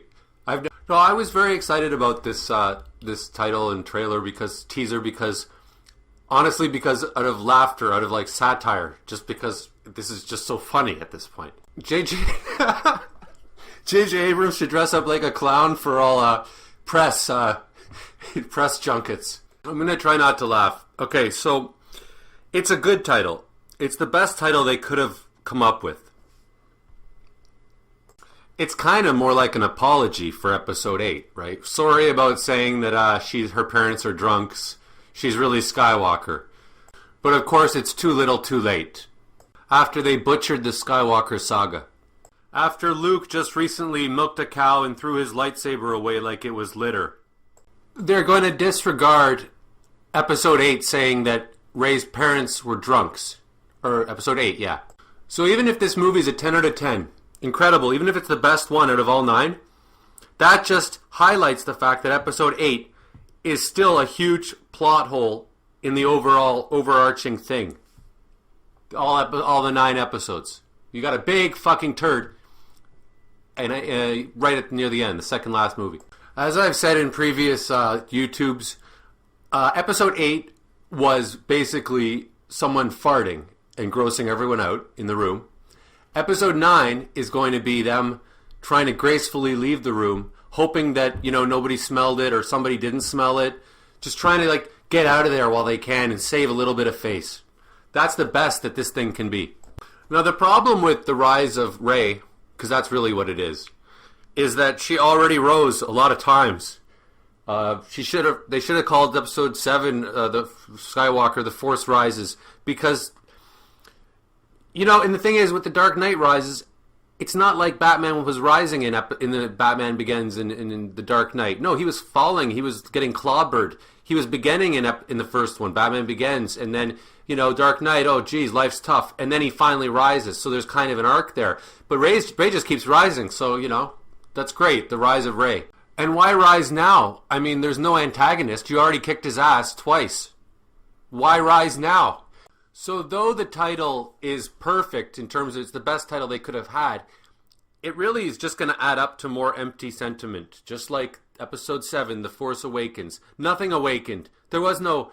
It's just empty, it sounds good. It's hype. It's trying to build hype. Speaking of hype, the thing is that these franchises, like Marvel, they are built on hype. That's the biggest thing they got going for them, and they killed all the hype in episode 8. So, with no hype, it's too late to build it. And that was the big screw-up when they just decided to kill all the hype. So now there's none, and, too little too late. Oh, and at the end of the teaser, they got my favorite character from all of the Star Wars movies, Emperor Palpatine. You hear him laughing. And that's wonderful, and I'll probably want to see the movie just because of that. I'll download it. I won't go to see it, of course, but I'm always excited to see Emperor Palpatine. Always. Just like I was excited to see Luke. Doesn't mean The Last Jedi was any good, but I loved seeing Luke one last time. But other than getting to see my favorite character, they're not going to be able to incorporate him in any kind of sensical, meaningful way. They won't be able to explain where he's been all this time. They won't even try. They'll just put him in there. Just the same way they didn't explain how a million things happened, like how the Empire, or what are they called? The Resistance, the First Order, how they came to power. They didn't even try to explain it. They don't try to explain anything. They just do it. So we're just going to have Emperor Palpatine. And I'm okay with that, just because this movie is a piece of shit. So, sure, I'd love to see Emperor Palpatine. Hopefully they won't have Palpatine milking a cow and throwing his lightsaber away, but I guess that's more Rian Johnson, right? JJ Abrams will just have him do something really cool that has no overall meaning at all, right? It just look cool. And the thing is, even if 1 out of a million chance that it's an amazing movie, 10 out of 10, it still is not nearly good enough to erase the damage that these idiots have already done. So it won't even matter. The Marvel equivalent would have been if they hired Rian Johnson to direct and write Ant-Man, and then in Ant-Man, he kills Thanos, right? He decides to come right in the middle of the whole thing that they're trying to build, and he kills Thanos. Okay, so then even when Infinity War comes out, people are like, well, he already died. Like, this is bullshit. They pulled the wool all over our eyes. They ruined the trick. They killed the magic. It's like when you see how the guy's doing the trick. Well, it's all about the illusion and getting immersed in a world. And they've destroyed the immersion. They've destroyed the magic, the Force. They destroyed the Force. They destroyed the Jedi. They destroyed the Sith. So, now you want to bring them back. Okay, well, you can't just, destroy them and bring them back and, Luke Skywalker is going to be alive now. It's too late. And I don't even care if it does well. I'm not invested anymore, and I have no faith in anybody else. I knew The Force Awakens was shit when I first watched it, but everybody was going on about how it was good. I thought it was unbelievable. It was the same movie. Nobody else seemed to notice that, so they're obviously stupid. So, no, I have no investment, and it wouldn't surprise me if this movie did really well because, again, people have they've lost it. They're all stupid and uneducated. So, who cares? But I'm just watching for the humor factor at this point. As a former devoted fan who gets to now see, with some kind of perverse enjoyment, how they're destroying their own investment, really. Even if this movie does really well, they've destroyed their investment in the long run. And that's what when they need the money. They need it in the short term as well as the long term. They're screwed in the long term. So long, Star Wars. It was nice knowing you. If you support gays, click like. If you respect blacks, comment. If you think women are people too, click the notification bell. And if you care about sick children, subscribe.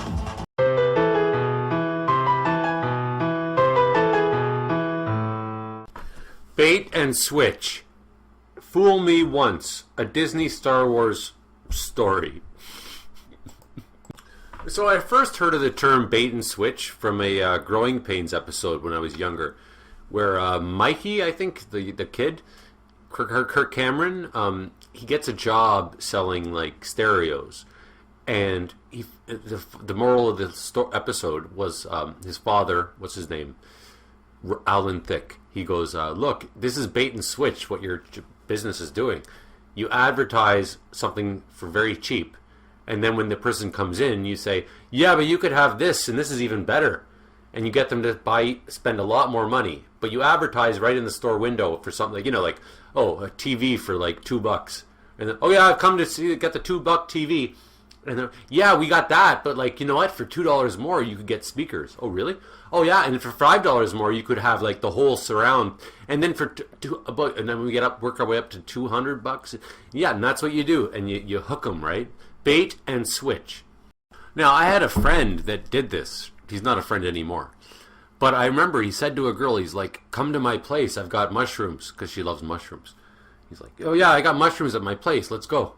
And we go there. And he's like, oh, I got to call for them. I got to get them. But you said they were here. So that's bait and switch. He will say anything he can. He's like I told him before, he's like a car salesman. Because he will say whatever it takes to get a girl to go to his house. And then he'll change the story once she gets there. He'll just say whatever you need to placate you in order to get what he wants. And it's sick. And it's evil.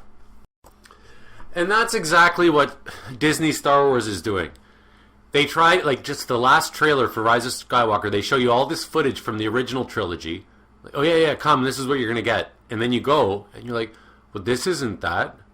Like, oh, we're going to bring back Han Solo and Luke Skywalker. And you go, and then you're like, oh, wait, but they didn't even do anything. You gave us something else. This isn't Star Wars. Fool me once, shame on me, shame on you. I'm George Bush. Fool me once, shame on you. Fool me twice, shame on me. This happened with Transformers for me. I liked the first one, then the second one was shit. And then I heard Michael Bay said he's going to do it differently for the third one. And then I went to that and it was total shit. And then they made a fourth one, and I guess fool me fourth times. No, I'm not going to do it. I gave up. And that's how I feel about Rise of Skywalker. It's how I felt about The Last Jedi, really. I mean, fool me once happened with The Force Awakens. I was just, what the fuck is this?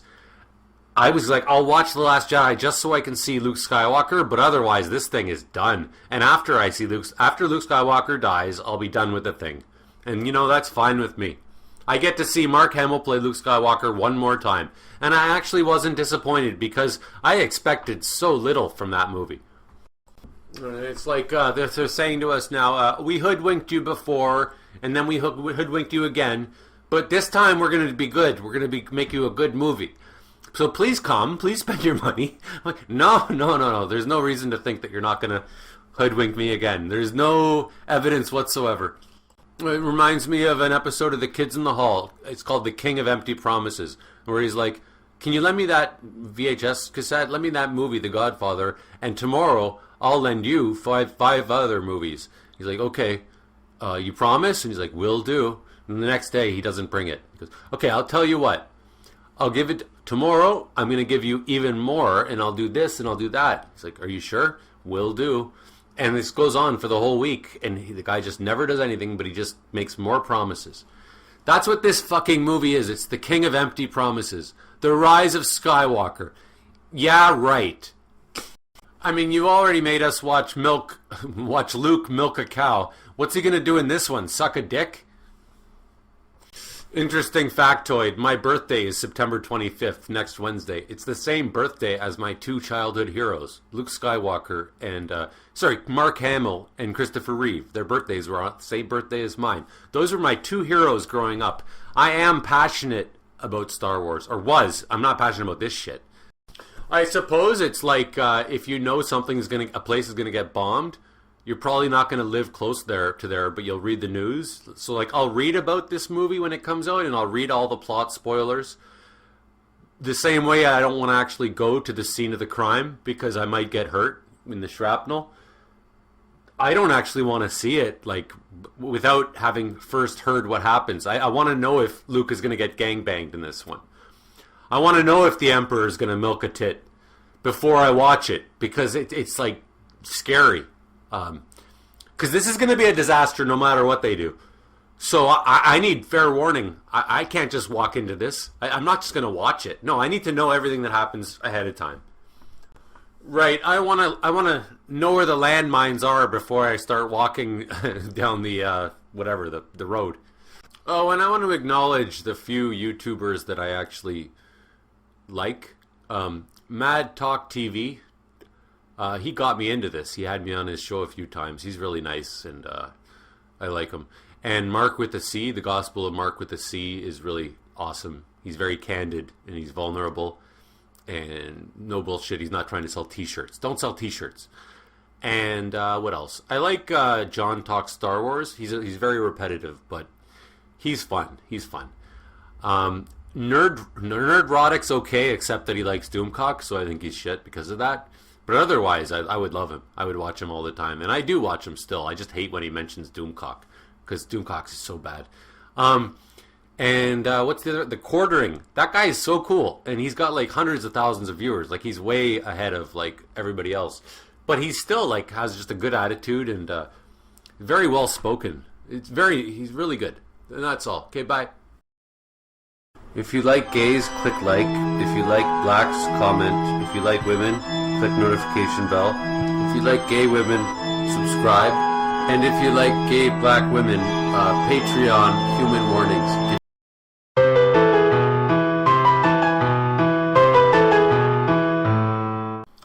Disney Star Wars this week.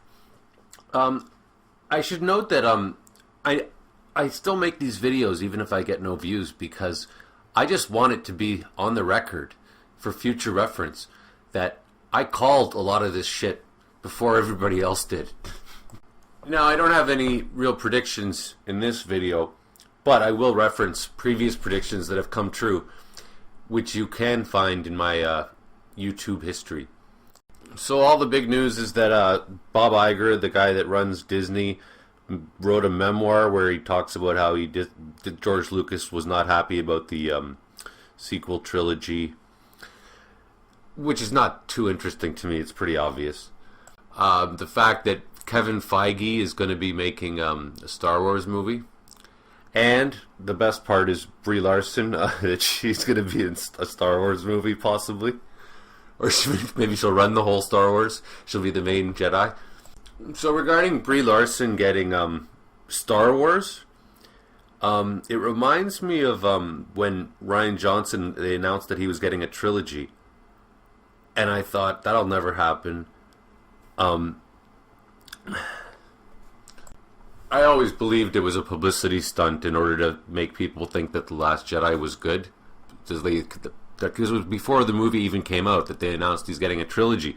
So I thought, wow, this movie must be amazing. So I think that was the ploy right from the beginning. I never believed he was going to get a trilogy when I saw how bad that movie was. Sorry, I'm a bit speechless by this subject because it's just so mind-blowing. It feels like Fantasyland. Yeah, and I just got so much to say, and I don't have time to edit it all to death. I mean, it's like, it's fun to laugh at the loser who just flipped on a banana peel, but you don't want to spend too much time on it. It's not very healthy. It's kind of negative. So that's really why I don't want to spend too much time on it, but it's pretty incredible how they're completely destroying Star Wars. And I think Marvel.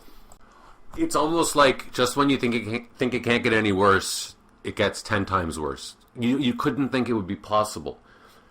And Star Wars and Brie Larson, like you'd think that her career would be over after that bullshit she did, but no. Let's give her the Star Wars franchise. Regarding Kevin Feige, I think Nerdrotic said it best that if Kevin Feige had retired after Endgame, he would have been a legend. They would have named streets after him in Hollywood.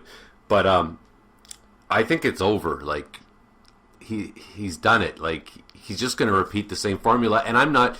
Even if they kept Robert Downey Jr. and all of them in the Marvel universe, I still would have Marvel fatigue. But it's way worse the fact that all the major cool characters are gone and they're only introducing shitty characters like Captain Marvel. So this prediction isn't very intelligent. I'm sure many people. I know that many people have thought this, but I think Marvel's over. The heyday's over. That was the golden age, and now it's all just going to be pretty crap. And what's worse is these Marvel TV shows that are coming out. I don't think they're going to work either. I don't think they work as TV shows. Like one character, like Scarlet Vision, or what is it called? Is that what it's called? No, not Scarlet. WandaVision. I mean, one character can't carry, like the Hulk or whoever, can't carry a whole TV show. Like Loki? No. But back to likening Brie Larson's the idea of her being in a Star Wars movie to the idea of Rian Johnson getting a sequel trilogy of his own. I've always said it would be. I wish they did give him a trilogy, and I hope they make Brie Larson the face of Star Wars because it would be really funny. And I mean, they're burning billions of dollars all for my amusement. It's not like I got anything invested in it. It's just a win-win situation for me. I won't watch the movies, but I'll read about how much they stink. Because this agenda fad is pretty much already almost played out. It's not working, and it's going to be fun to watch it crash and burn. And as somebody else said on YouTube, I think the fact that Disney's announced all this Star Wars news this week shows that they know that the Rise of Skywalker isn't going to be that. Well, they fear that it's not going to be the great success that it needs to be. And now people are speculating that Brie Larson is banging Kevin Feige because why else would he be supporting her so much? And of course that's occurred to me already because she's been so unlikable. It makes no sense that he would be praising her this much. And sure, I mean, if I fell in love with some actress and I was a big producer, I'd probably put her in every movie too. What's his name? That director, I haven't watched really any of his movies. Ingmar Bergman. He married every one of his actresses. And Alfred Hitchcock was into all of his actresses. Of course, he cast all the hot chicks all the time. The list is endless. Steven Spielberg married one of his actresses. Roman Polanski, I mean, he's a tiny little ugly guy. And he married Sharon Tate, who is, gorgeous. I'm sure Woody Allen, right? Mia Farrow. And imagine how funny it would be if Kevin Feige just came out and said, okay, I'm getting married to Brie Larson. And now she's starring in every Marvel and Star Wars movie forever. I want to comment on people saying that The Last Jedi divided the fan base. Everybody always says that. And I've always had a problem with that because it destroyed the fan base. There was no division here. It's dead. And on a final note, I have so much more respect for Man of Steel or Justice League. Well, not Justice League. Batman versus Superman. If only just that they took better, bigger risks, and they were bigger, more inventive, more, of course they're bad movies or whatever, but you know what? Most of the Marvel movies are bad movies. They're just very well made. It's like JJ Abrams movies, right? I hated Star Trek when it came out. I was like, yeah, it's very clean, it's very fun, it's very well made, but it's just like, it's not the spirit of Star Trek. And same thing about, well, it's not that these Marvel movies are not the spirit of Marvel, they're just not good. And same with Rise of Skywalker.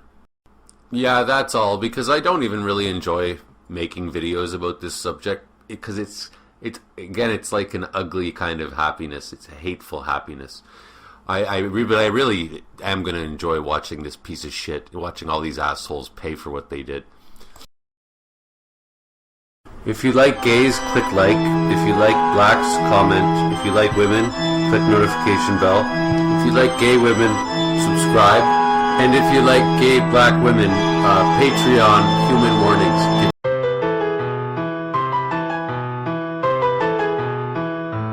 Disney, Star Wars, and me. Reflections of my subjective experience. So this is me basically bragging about how I called this from the very beginning. It's very rare for me to be so angry about something and have so many people also be angry about it, be equally angry about it.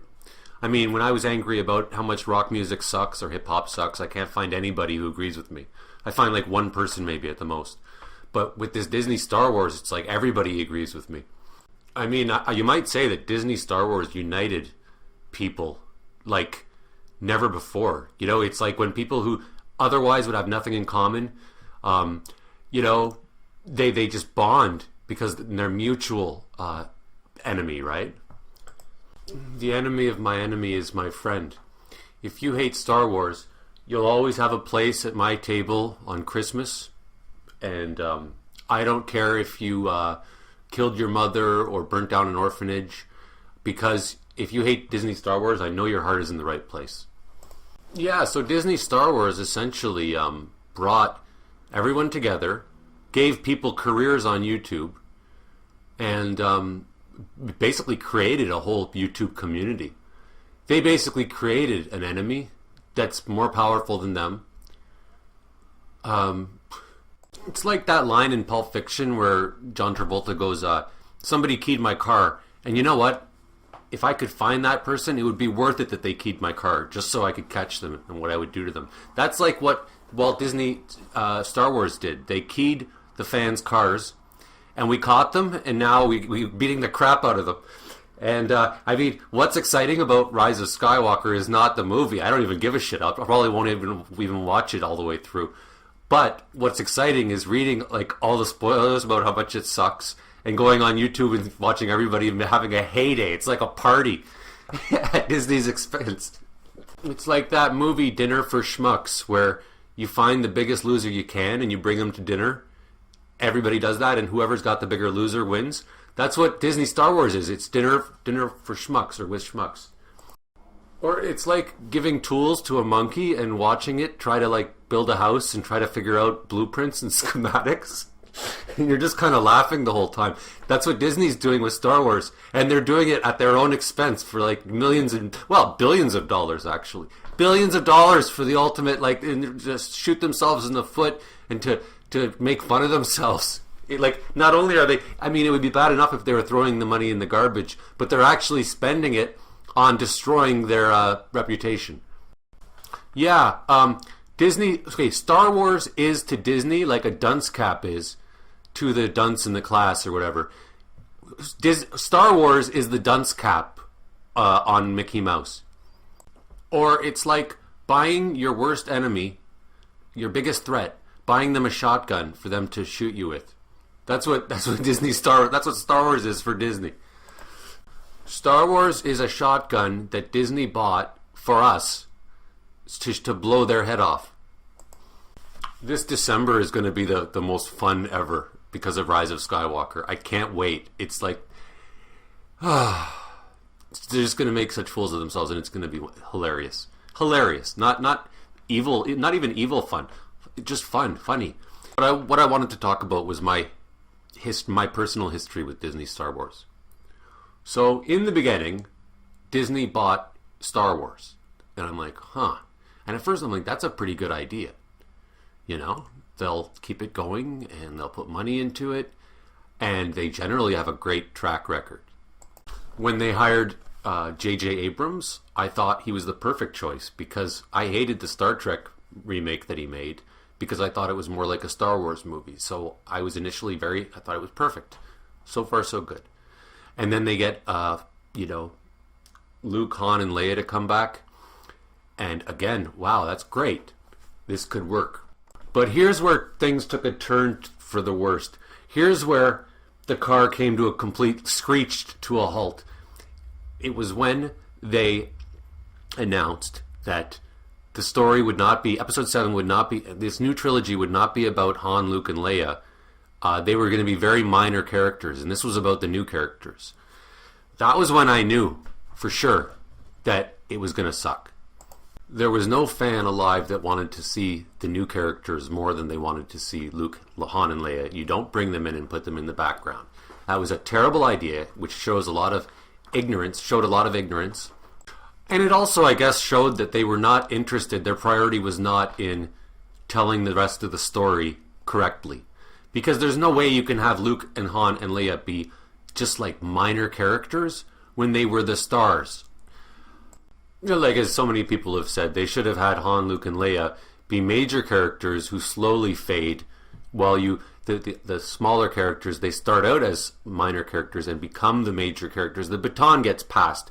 You don't just bring in Luke, Han, and Leia and have them go, "Hi, there I am, here I am. Okay, I'm dying now," and then expect that to be sufficient to pass the baton on to the new characters. It just shows a lot. It was just the wrong idea. They're going to be minor characters. No, that doesn't work. So when they announced that was enough for me to know that the thing was going to, I had no interest in the thing. I was like, okay, they're probably going to kill one of them in each episode. Han will die in episode 7, Leia will die in episode 7, Han will die in episode 8, Luke will die in episode 9, right? And I'm like, okay, so if they're minor characters, I will go to see these movies just to watch Luke, Han, and Leia, and then once they're dead, I'll be done with it. And the other characters, the sub-characters, the new characters can go fuck themselves. I wish I had been YouTubing back then, because I could actually reference it and say, hey, see, I said it right from the beginning. Now, I'm often wrong about lots of things, but this is an occasion, Disney Star Wars, where I was completely right about everything from day one. And then I went and saw episode 7, and I'm like, yeah, this does feel like Star Wars. A little too much. In fact, it feels like A New Hope. It feels exactly like that. I thought Rey and Poe were okay, easy on the eyes. And I don't mean that just like physically. I mean, they were pleasant to watch. I thought Finn was made out to be a total loser, a coward. Very wrong to make him a janitor and all of that. I know it was supposed to be maybe ironic or something, but it didn't work. I thought Snoke was a ridiculous copy of the Emperor. I thought he was ridiculous, like a joke. Emperor, Supreme Leader joke. I couldn't believe how this was just like complete. They copied Palpatine into Snoke. They copied the Death Star. They copied everything. They copied R2-D2 into around R2-D2. I didn't mind how Han Solo died. I never was a fan of Han Solo, though, so it didn't really matter too much to me. But it was nice to see him. And Kylo Ren, I thought he was terrible. He was a whiny little brat, a little bitch who worships Darth Vader. Okay, come on. A Sith Lord? If you want to make him evil, he should think that he's 10 times better than Darth Vader. Not saying, I hope one day I can be as good as your little finger, grandfather. You're 10 times the man I'll ever be, and I'm going to worship your helmet. Who worships their grandfather like that? Like, get over it. Stop living in the past. That's like me, like, bragging about my father's accomplishments while I've done nothing. Rey is able to get all these powers and beat the big baddie in the first episode.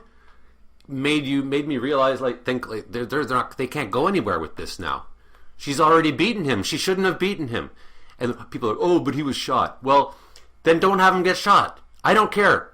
However you do it, writers, don't have him lose to the hero in the first installment. It's just not how writing works. Anyway, so after I saw the movie, I'm like, oh, wow, I love that end scene with Luke Skywalker, because he is my childhood hero. And I'm like, I can't wait. I can't wait for episode 8, and then they'll kill him, and then I'll be done with the thing. And then I can just say goodbye to Disney. It'll be, I just want to say goodbye to Luke Skywalker.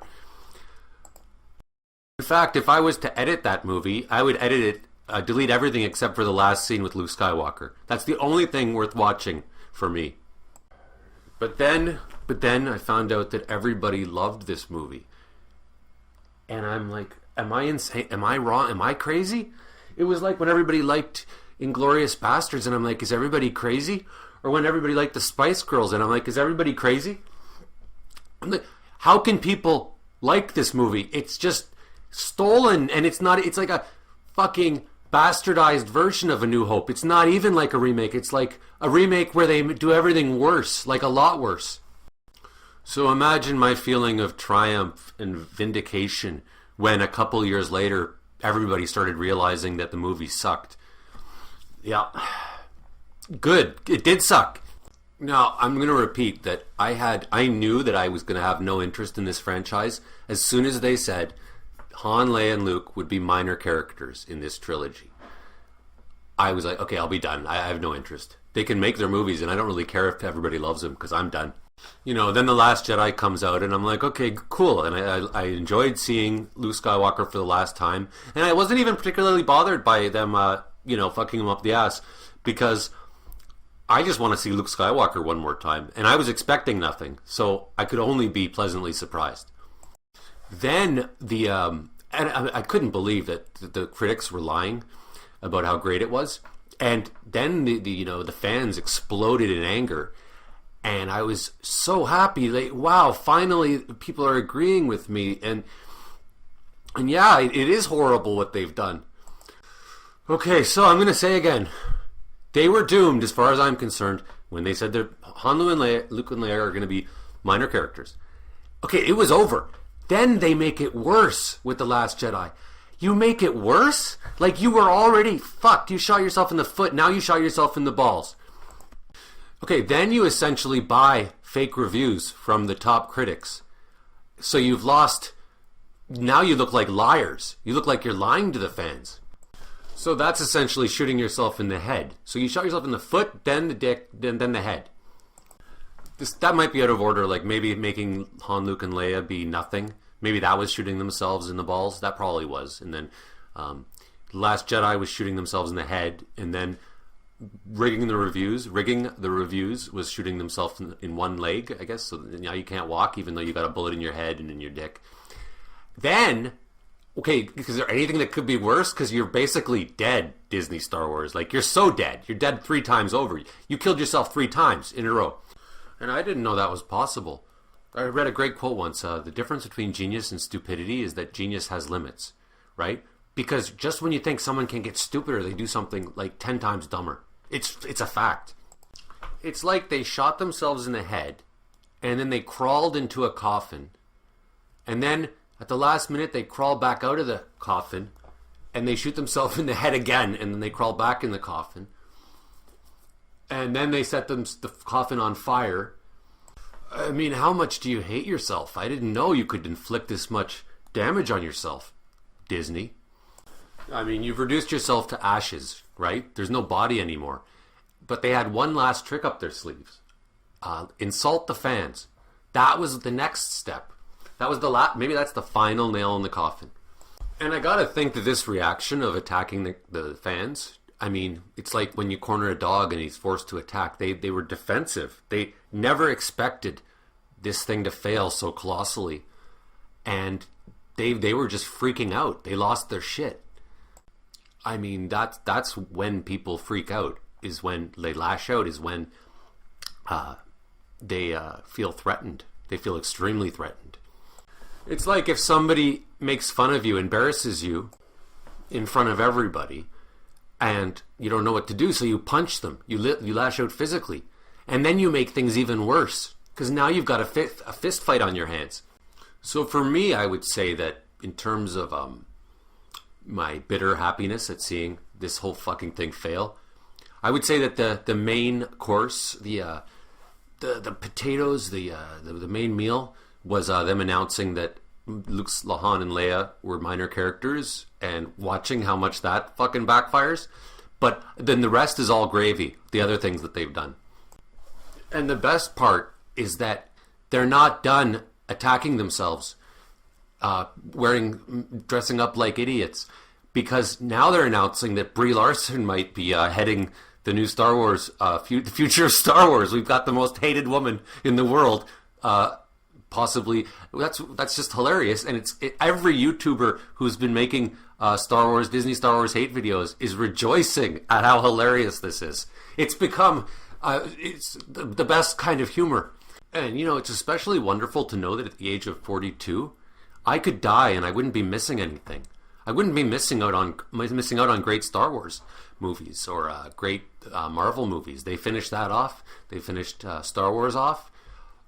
Because when I saw The Phantom Menace, when I get really excited about a movie like that, I'm like, I'm happy to die after this. I actually think that because it's like, this is all that matters. Screw everything else.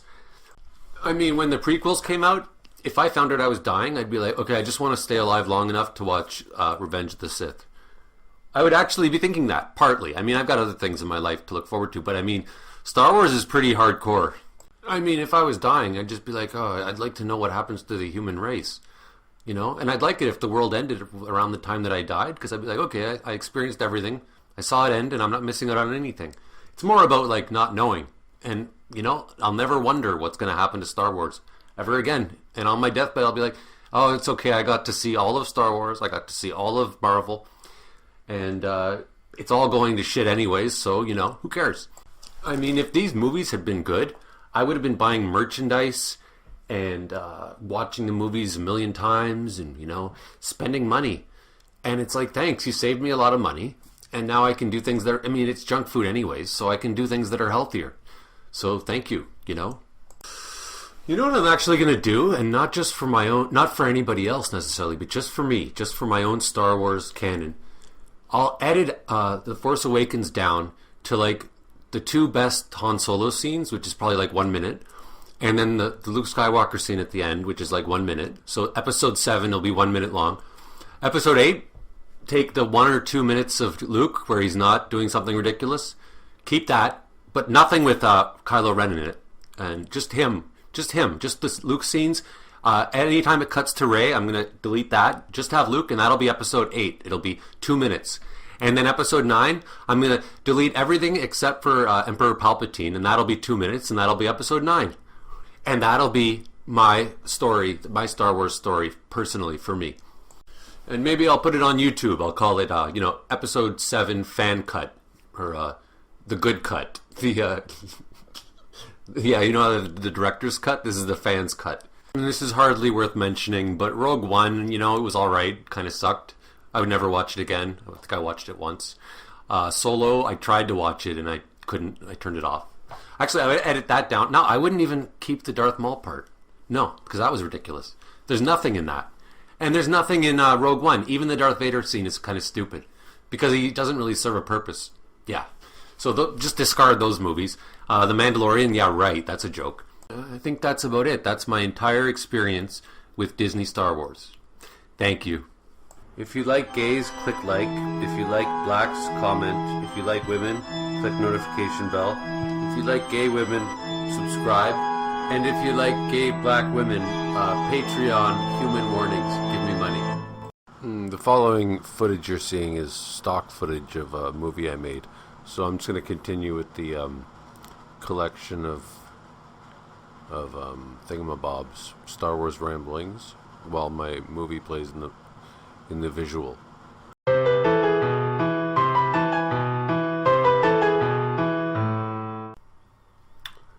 The ongoing impact and legacy of Star Wars Episode 8, The Last Jedi. It's